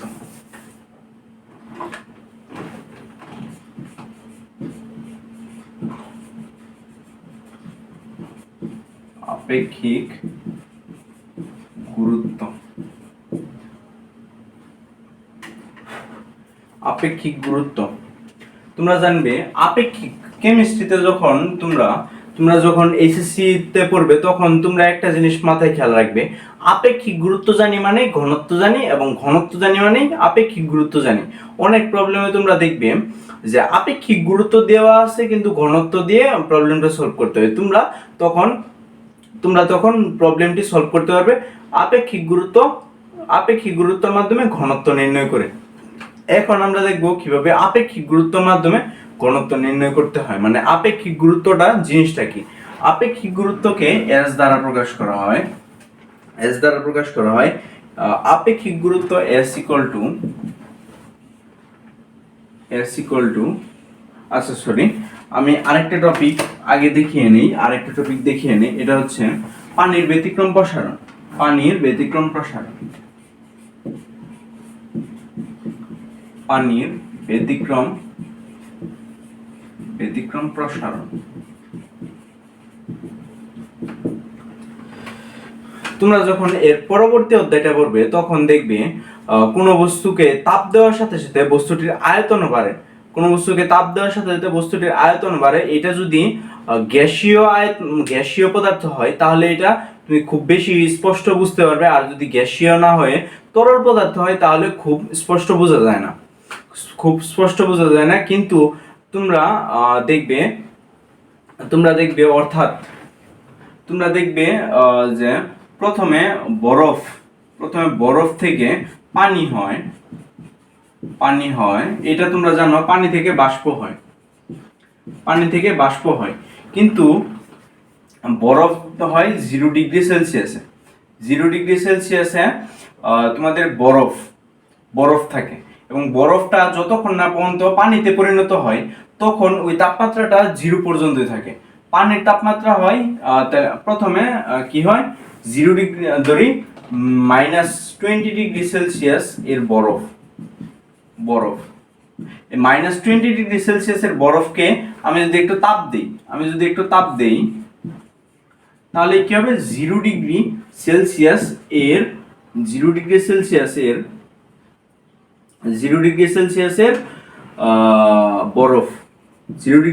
এর বরফ। এখন আবার যদি তাপ দেই, তাহলে তোমরা দেখতে পারবে 0°C বরফটা আবার 0°C পানি হবে। অর্থাৎ এখানে বরফ থেকে যখন পানিতে রূপান্তরিত হয় তখন এটার কোনো তাপমাত্রার কোনো চেঞ্জ হয় না। আবার 0°C পানিকে যখন আমি আবার তাপ দিচ্ছি তখন দেখব 100°C এর 100°C এর পানি, 100°C এর পানি, এই 100°C এর পানিকে যখন আমরা আবার তাপ দিচ্ছি তখন দেখব 100°C এর বাষ্প, 100°C এর বাষ্প।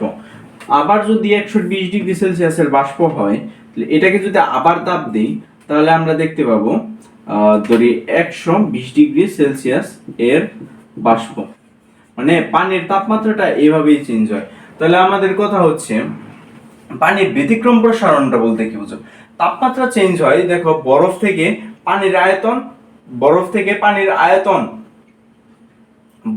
পানির আয়তন যেহেতু বেশি, অর্থাৎ এর প্লবতাটাও বেশি, বরফের প্লবতাটা বেশি। কিন্তু তোমরা যখন দেখতে পারবে তাহলে এখন বলতে পারো যে এখন একটা এই প্রবলেমের মাধ্যমে, মানে এই টপিকটার মাধ্যমে একটা প্রবলেম তোমাদের সলভ হয়ে গেল।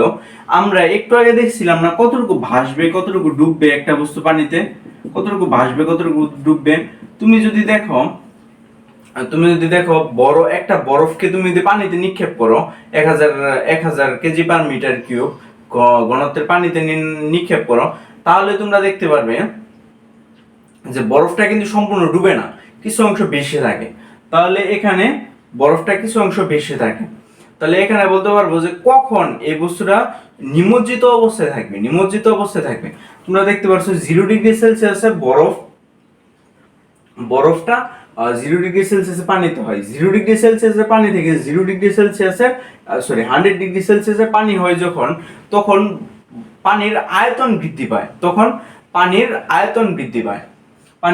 বৃদ্ধি পায়। কিন্তু এখানে প্রবলেমটা হচ্ছে পানির ক্ষেত্রে এটা হয় না। ধরি এখানে পানির দিয়ে সহজে বোঝানো যায়, তুমি অন্য একটি পদার্থ নিয়েও দেখতে পারো। তার প্রথমে একটি মানে গলনাঙ্কের থেকেও কম তাপমাত্রায় নিবে এবং তাপ দিবে, দেখবে গলনাঙ্ক তাপমাত্রায় আসবে। কিন্তু তারপরে যদি আরো তাপ দাও দেখবা বস্তুটির গলনাঙ্ক তাপমাত্রা স্থির থাকবে, কিন্তু বস্তুটির অবস্থা রূপান্তরিত যখন সম্পূর্ণরূপে হয়ে যাবে, ঠিক তখনই দেখতে পারবে যে তাপমাত্রা ধীরে ধীরে বাড়বে। যখন তাপ দিতেই এসো মানে দিচ্ছ একসাথে, তাহলে তোমরা দেখতে পাবে তাপমাত্রা বাড়ছে। তারপরে তাপমাত্রাটা স্ফুটনাঙ্কে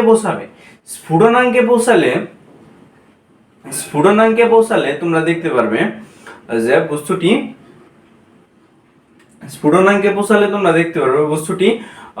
আর তাপমাত্রা বাড়ছে না, বস্তুটির অবস্থা রূপান্তরিত হচ্ছে, মানে বস্তুটি ফুটে বাষ্পে পরিণত হয়ে যাচ্ছে।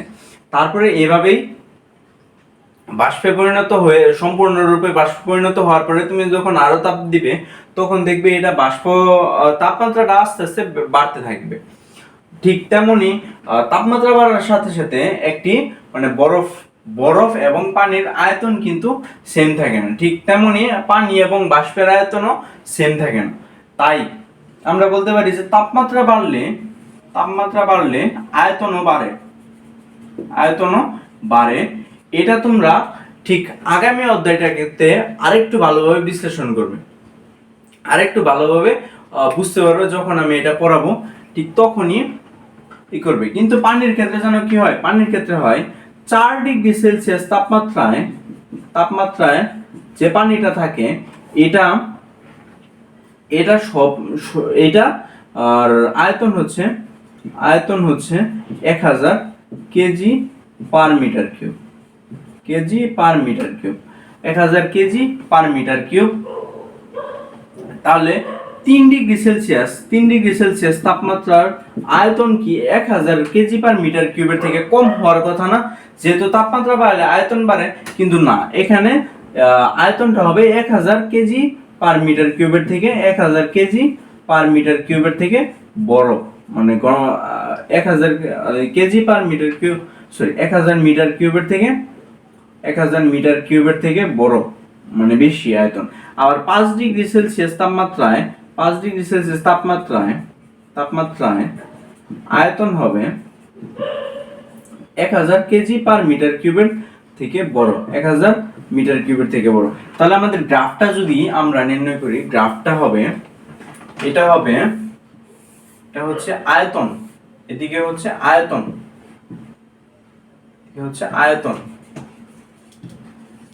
আর এইদিকে হচ্ছে তাপমাত্রা, এদিকে হবে তাপমাত্রা, এদিকে হবে তাপমাত্রা। তাহলে পানির আয়তন এবং তাপমাত্রা যদি এটাই হয়, তাহলে তোমরা দেখতে পাবে এটা ধরি কিছু একটা, এটা 0 ডিগ্রি সেলসিয়াস, এটা 4 ডিগ্রি সেলসিয়াস, আর এটা 4 ডিগ্রি সেলসিয়াস থেকে বড় একটা কিছু ধরি 10 ডিগ্রি সেলসিয়াস। তাহলে আমাদের তাপমাত্রাটা এখানেই হবে সর্বনিম্ন, মানে এখানেই হবে সর্বনিম্ন, আস্তে আস্তে কমবে এবং পরে আস্তে আস্তে বাড়তে থাকবে।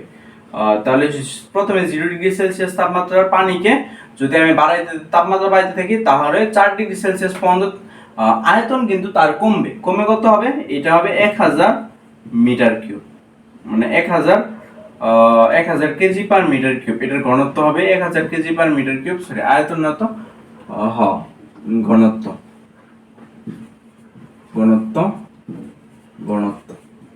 KG per metre cube, KG per metre cube, KG per metre cube, KG per metre cube. এটাই হচ্ছে পানির ব্যতিক্রমী প্রসারণ।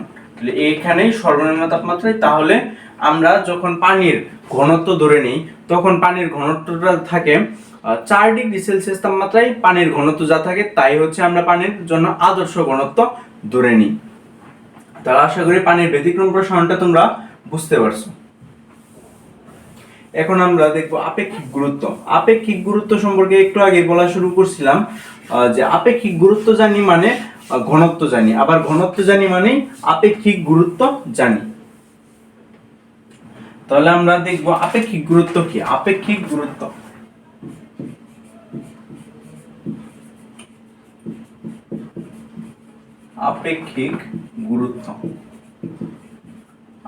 গুরুত্ব একে S দ্বারা প্রকাশ করা হয়। তাহলে S ইকুয়াল টু আমরা জানি 4 ডিগ্রি সেলসিয়াস তাপমাত্রায় সমায়তন পানির ওজন। 4 ডিগ্রি সেলসিয়াস তাপমাত্রায় সমায়তন পানির ওজন আর বস্তুর ওজন সমান কি হবে, বস্তুর ওজন। আমরা জানি বস্তুর ভর, ওজন কি বস্তুর ভর ইনটু জি। তাহলে 4 ডিগ্রি সেলসিয়াস তাপমাত্রায় বস্তুর ভর, 4 ডিগ্রি সেলসিয়াস তাপমাত্রায়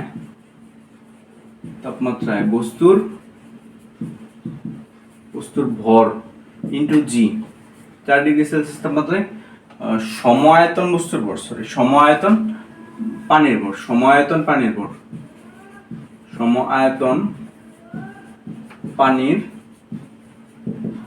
ভর ইনটু জি, সমায়তন পানির ভর ইনটু জি।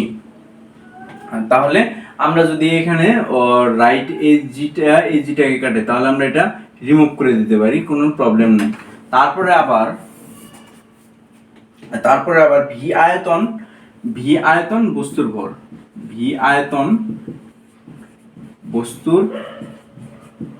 ভর, আমরা এটা বলতে পারি ভি আয়তন বস্তুর ভর। 4 ডিগ্রি সেলসিয়াস তাপমাত্রায় ভি আয়তনের বস্তুর ভর, 4 ডিগ্রি সেলসিয়াস তাপমাত্রায় ভি আয়তনের মানে আয়তনের বস্তুর ভর, আমরা এটা বলতে পারি একক আয়তনে, মানে ভি আয়তন যেহেতু করে আয়তনটা ভি থেকে না নিয়ে এখন আমরা চিন্তা করব একক আয়তনে বস্তুর ভর, একক আয়তনে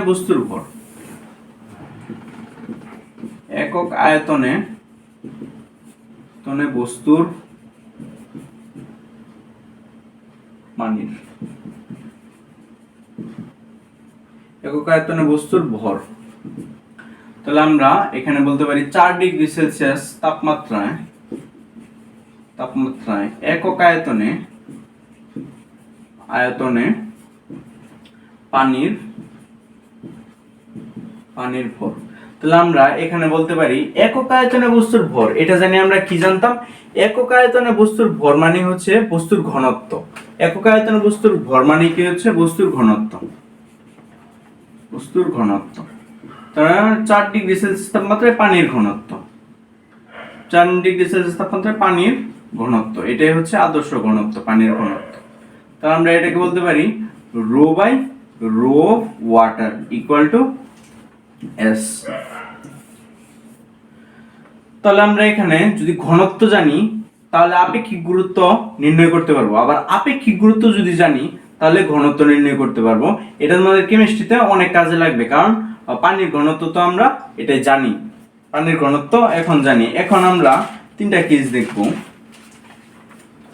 এখন আমরা আপেক্ষিক গুরুত্ব নিয়ে 3টা কেস দেখব। এই আপেক্ষিক গুরুত্বটা যদি 1 এর থেকে বেশি হয়, মানে s টা যদি 1 এর থেকে বেশি হয় তাহলে কি হবে, s টা যদি 1 এর থেকে বেশি হয় তাহলে বস্তুটা পানিতে ডুবে যাবে, আর s সমান যদি 1 হয়, s ইকুয়াল টু 1 হলে বস্তুটা পানিতে নিমজ্জিত অবস্থায় থাকবে, নিমজ্জিত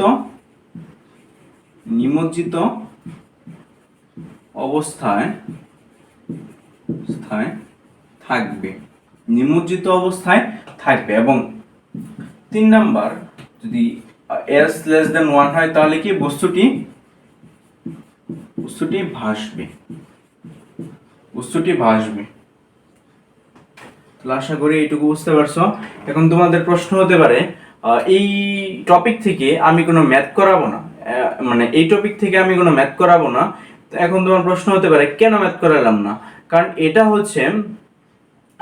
হচ্ছে পুরাতন বইয়ের একটা টপিক। যখন তপন স্যার এই বইটা লিখছিলেন, রাইটার ছিলেন, তখন এই টপিকটা ছিল, মানে 2008-9 দিকের কথা বলছি, 2008-9 দিকের বইয়ে এই টপিকটা উল্লেখ ছিল। এবং এই টপিকটা তোমাদের আলোচনা করা হয় না সাধারণত, কিন্তু পরে যখন কেমিস্ট্রিতে মানে এসএসসি তে কেমিস্ট্রিতে আপেক্ষিক গুরুত্ব সম্পর্কে তোমাদের প্রবলেম থাকে, তখন কোনো ধারণাই থাকে না, তাই আমি তোমাদের এই ধারণাটা দিয়ে রাখলাম, এটা এখানে টপিক। আশা করি তোমরা এই টপিকটা বুঝতে পারছো এবং এই টপিকটা মনে রাখবে। যদিও এই টপিক থেকে তোমাদের এসএসসি পরীক্ষাতে কোনো প্রশ্ন আসবে না, কিন্তু এসএসসি পরীক্ষাতে কেমিস্ট্রির কিছু প্রবলেম নির্ণয় করতে গিয়ে তোমাদের, মানে প্রবলেম সলভ করতে গিয়ে তোমাদের এই টপিকটা লাগবে। তখন কি করবা, যদি আপেক্ষিক গুরুত্ব জানো কোনো একটা বস্তুর আপেক্ষিক গুরুত্ব, যেমন কেরোসিনের আপেক্ষিক গুরুত্ব হচ্ছে 0.8, তার মানে এর ঘনত্ব হচ্ছে আপেক্ষিক গুরুত্ব গুণ 1000, এটাই হচ্ছে তোমাদের আর পারদের আপেক্ষিক গুরুত্ব হচ্ছে 13.6। তাহলে আপেক্ষিক গুরুত্ব যেহেতু জানো, পারদের ঘনত্ব তোমরা আসলে জানতে পারো, পারদের আপেক্ষিক গুরুত্বের সাথে 1000 দ্বারা গুণ করলেই পারদের ঘনত্ব নির্ণয় করতে পারবে। আর সোনার আপেক্ষিক গুরুত্ব হচ্ছে 19.6, এর সাথে 1000 দ্বারা গুণ করলে সোনার ঘনত্ব পাওয়া যাবে। আশা করি তোমরা এই টপিক সম্পর্কে বুঝতে পারছো। এখন আমরা টপিকে যাব কি, প্যাসকেলের সূত্র। আমরা এখন দেখব প্যাসকেলের সূত্র। এখানে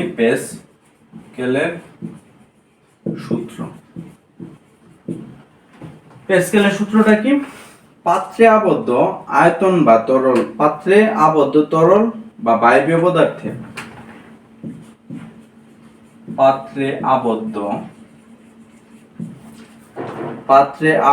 বায়বীয় তরল বা বায়বীয়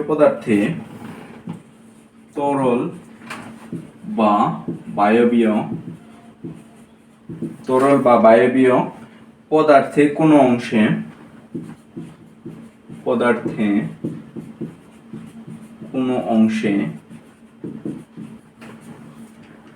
কোনো অংশে চাপ প্রয়োগ করলে চাপ প্রয়োগ করলে সেই চাপ কোনো কিছু না কমে সেই চাপ প্রয়োগ করলে সেই চাপ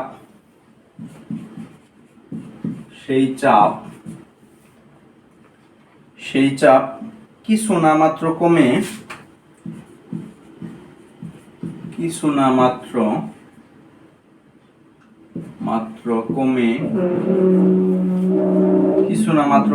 গায়ের সব দিকে সমানভাবে সঞ্চালিত হবে। গায়ের সব দিকে সমানভাবে সঞ্চালিত হবে।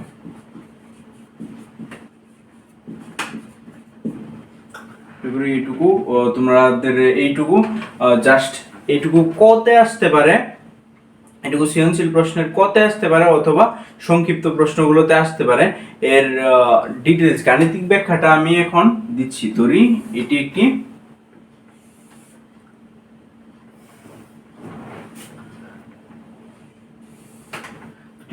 সিস্টেম। এইটুকুর ক্ষেত্রফল হচ্ছে a1, এইটুকুর ক্ষেত্রে f1 চাপ দেওয়া হচ্ছে, এইটুকু থেকে ক্ষেত্রফল হচ্ছে a2, এইটুকুর ক্ষেত্রফলে এইটুকু f2 চাপ দেওয়া হচ্ছে। চাপ যেহেতু কিছু না মাত্র কমে সব জায়গাতে সমান দিকে ছড়িয়ে পড়ে, তাই এখানে চাপ যা হবে এখানেও চাপ সেম হবে। তাহলে আমরা বলতে পারি p p মানে p1 p2, p1 p2। তাহলে p1 কে আমরা বলতে পারি f1 by a1 f2 by a2। তাহলে আমরা আবার বলতে পারি f1 by a1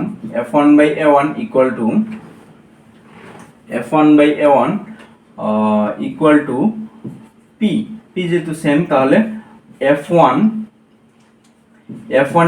p a1। তাহলে আমরা এখানে বলতে পারি p টা যেহেতু কনস্ট্যান্ট, তাহলে f1 ধ্রুবক ইনটু a1, তাহলে আমরা বলতে পারি p সমানুপাতিক a, মানে ক্ষেত্রফল যত বাড়বে বল তত বাড়বে, চাপ যদি সেম থাকে। তাহলে আমরা এটার আরেকটু ডিটেইলসে ব্যাখ্যা করি।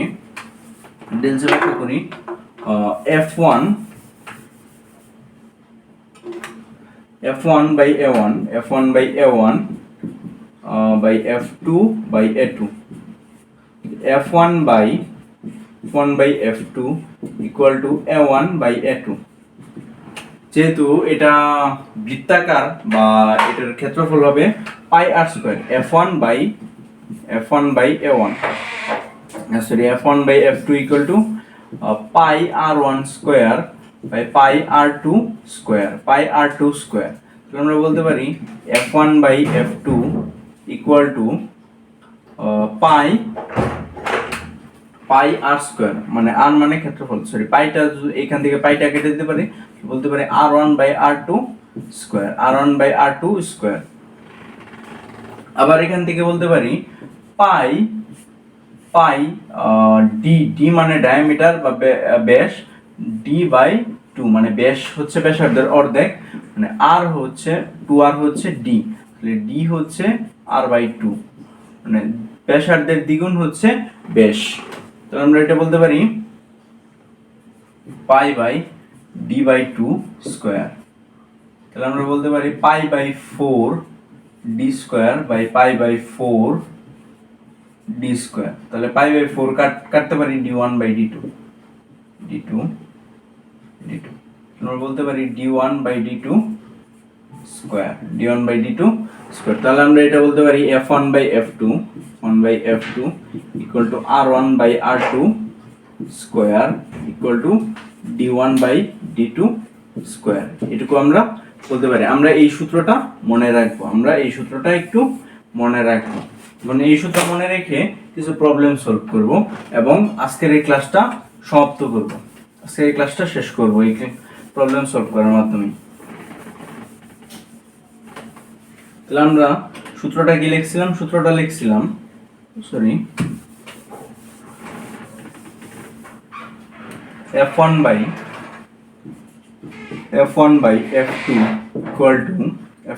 f2 equal to r1 by r2 whole square equal to d1 by d2 whole square। তাহলে আমরা এটা একটু মনে রাখবো এবং কিছু প্রবলেম সলভ করব।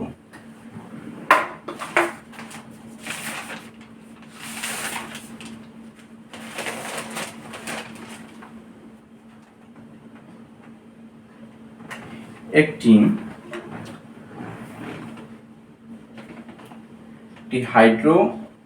হাইড্রোলিক প্রেসের ছোট প্রেসের বড় এবং ছোট প্রান্তের ব্যাসার্ধ যথাক্রমে একটি হাইড্রোলিক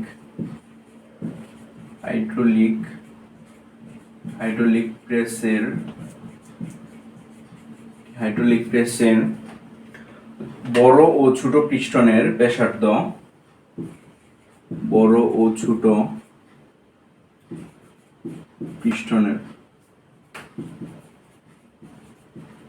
ব্যাসার্ধ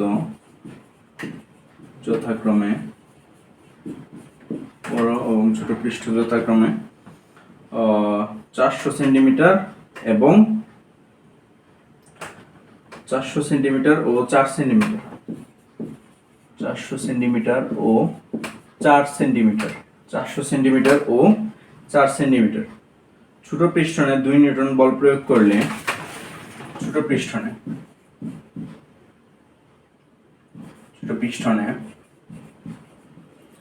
2 নিউটন বল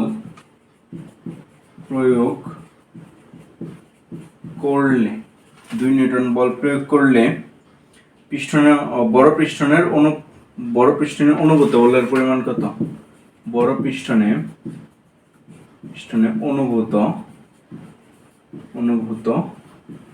বলের পরিমাণ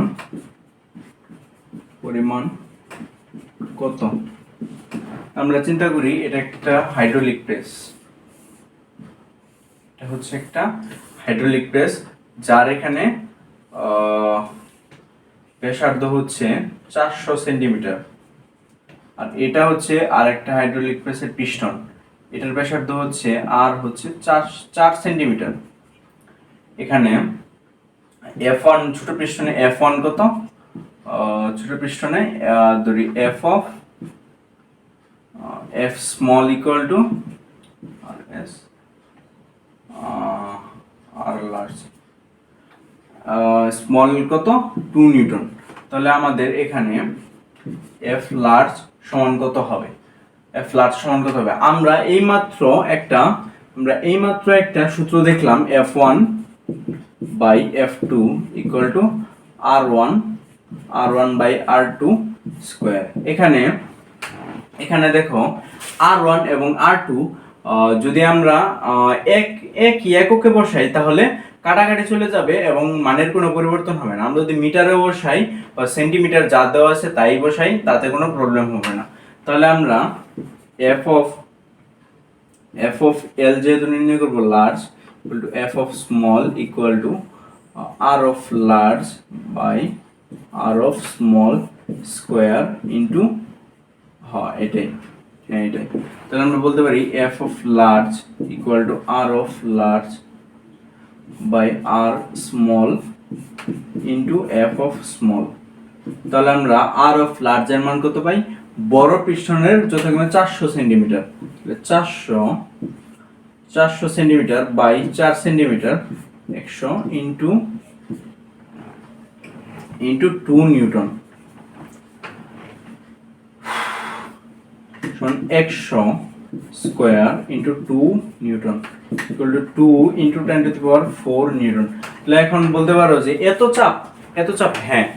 চাপ এই পিস্টনগুলোর মাধ্যমে কি করা হয়? তোমাদের পিস্টনগুলা ব্যবহার করে, মানে এই সূত্রটা ব্যবহার করে পিস্টন তৈরি করা হয় এবং পিস্টনগুলো ব্যবহার করে বলের পরিমাণ বৃদ্ধি করা হয়। আর আরেকটা টপিক আছে টরিসিলি শূন্যস্থান। আরেকটা টপিক আছে, এই টপিকটাই শেষ, টরিসেলির শূন্যস্থান। টপিক হলো টরিসেলির শূন্যস্থান।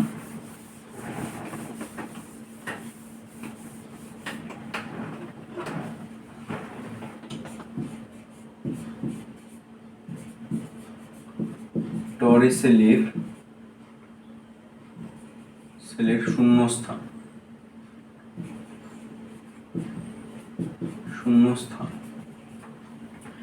টরিসেলির শূন্যস্থান। তাহলে টরিসেলির শূন্যস্থান, এই আগে একটা কথা প্রচলিত ছিল যে প্রকৃতি শূন্যস্থান পছন্দ করে না, শূন্যস্থান ফিল করে দেয়, কিন্তু টরিসেলির এই পরীক্ষার মাধ্যমে দেখা গেল প্রকৃতিতেও শূন্যস্থান আছে, প্রকৃতিতেও শূন্যস্থান থাকে, এবং এই কথাটা ভুয়া প্রমাণিত হলো। এবং এখানে আমরা এটা কত সালে করা হয়, এটা করা হয় 1643 সালে, 1643 সালে পরীক্ষাটা করা হয়। এবং এটির মাধ্যমে কি কি দ্বারা পরীক্ষা করা হয়? পারদ দ্বারা ব্যবহার করা হয়, পারদ ব্যবহার করা হয়। এখন আমরা ধরি একটি নল আছে, কাঁচনলকে আমরা ধরি কাঁচনল। এটা হচ্ছে বন্ধ প্রান্ত,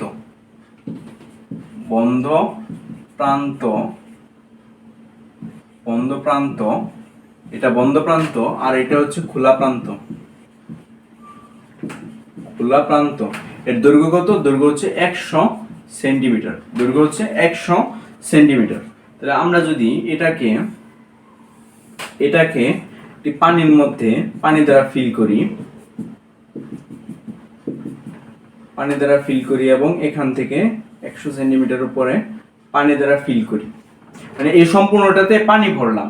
পানি ভরলে কোনোভাবে এই মুখটা আটকে রেখে আবার পানির মধ্যে রেখে দিলাম, পানির মধ্যে রেখে দিলে দেখা যাবে, পানির মধ্যে রেখে দিলে না, সরি, এটা পারদ,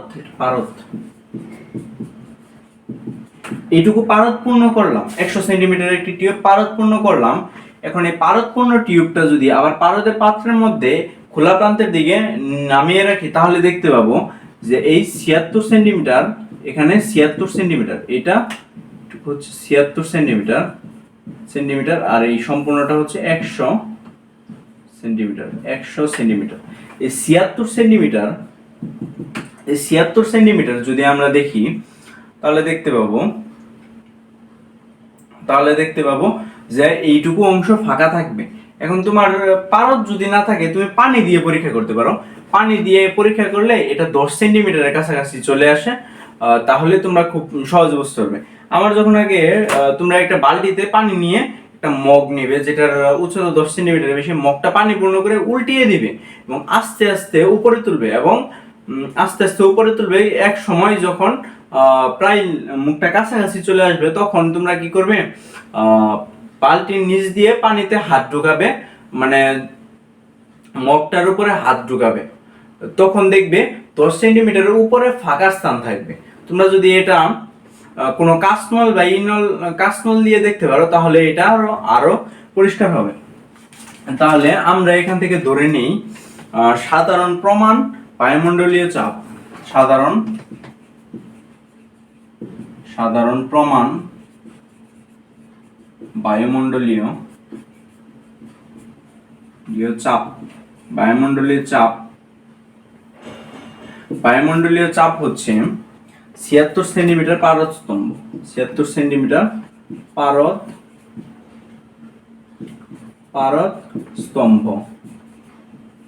স্তম্ভ বা সমান 760 মিলিমিটার মার্কারি, পারদ মার্কারি সমান 101,325 প্যাসকেল। মানে এই দুটো কাছাকাছি, তাই এটা ধরে নেওয়া হয়। আসলে এটাই হচ্ছে রাইট, এটাও রাইট, কোনো সমস্যা নাই, কাছাকাছি ধরলে মানের খুব পরিবর্তন হয় না। এখন আমরা বুঝবো কিভাবে এই পরীক্ষাটা সত্য। এক বায়ুমণ্ডলীয় চাপ কিভাবে, প্রণ বায়ুমণ্ডলীয় চাপ কিভাবে আসলো। এখন আমরা দেখব শুদ্ধি পরীক্ষা করি। শুদ্ধি পরীক্ষা পারদের ক্ষেত্রে করব এখন। 76 আমরা জানি চাপ চাপ শুরুতে আমরা একটা সূত্র পড়ছিলাম যে তরলের কোন তলবিন্দুতে চাপ হচ্ছে P = H ρ g।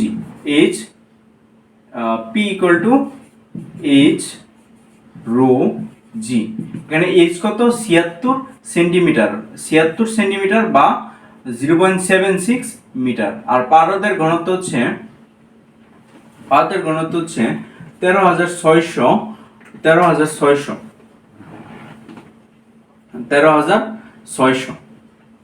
আর অভিকর্ষ ত্বরণ হচ্ছে 9.8। এখন আমরা যদি এটা পরীক্ষা করে দেখি 0.76 মানে গুণ করে দেখি 0.76 মানে উপরের বিন্দুতে চাপ 13,600 ইন্টু 9.8, তাহলে আমরা পাই 101,292.8 প্যাসকেল সমান কি আমরা বলতে পারি 101,325 প্যাসকেল। আমরা এটুকু বুঝতে পারছি।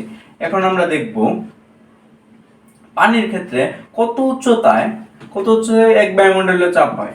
পানির ক্ষেত্রে দেখব এখন আমরা চাপ জানি 101,325 প্যাসকেল ইকুয়াল টু H মানে P = H ρ g। আমরা জানি P = H ρ g, তাহলে P টা আমরা জানি এটা হচ্ছে 101,325 এবং 325 equal to H into rho 1000 into G। তাহলে আমরা এখানে দেখব কত 101,325 ডিভাইডেড বাই 1000 ইন্টু 9.8 দেখব 10 মিটার 10 সেন্টিমিটার আমি বলছিলাম, এটা হবে 10.33 মিটার মিটার, এটা হচ্ছে H। তাহলে এক বায়ুমণ্ডলীয় চাপকে আমরা বলতে পারি 1 ATM ইকুয়াল টু আমরা বলতে পারি 10.33 মিটার H2 মিটার পানি। তাহলে আমরা এটা এভাবে বলতে পারি, এক একটাতে পরিণত করতে পারি। এটা আমি সেন্টিমিটার বলছিলাম, এটা হবে মিটার, তোমরা দেখতে পারো।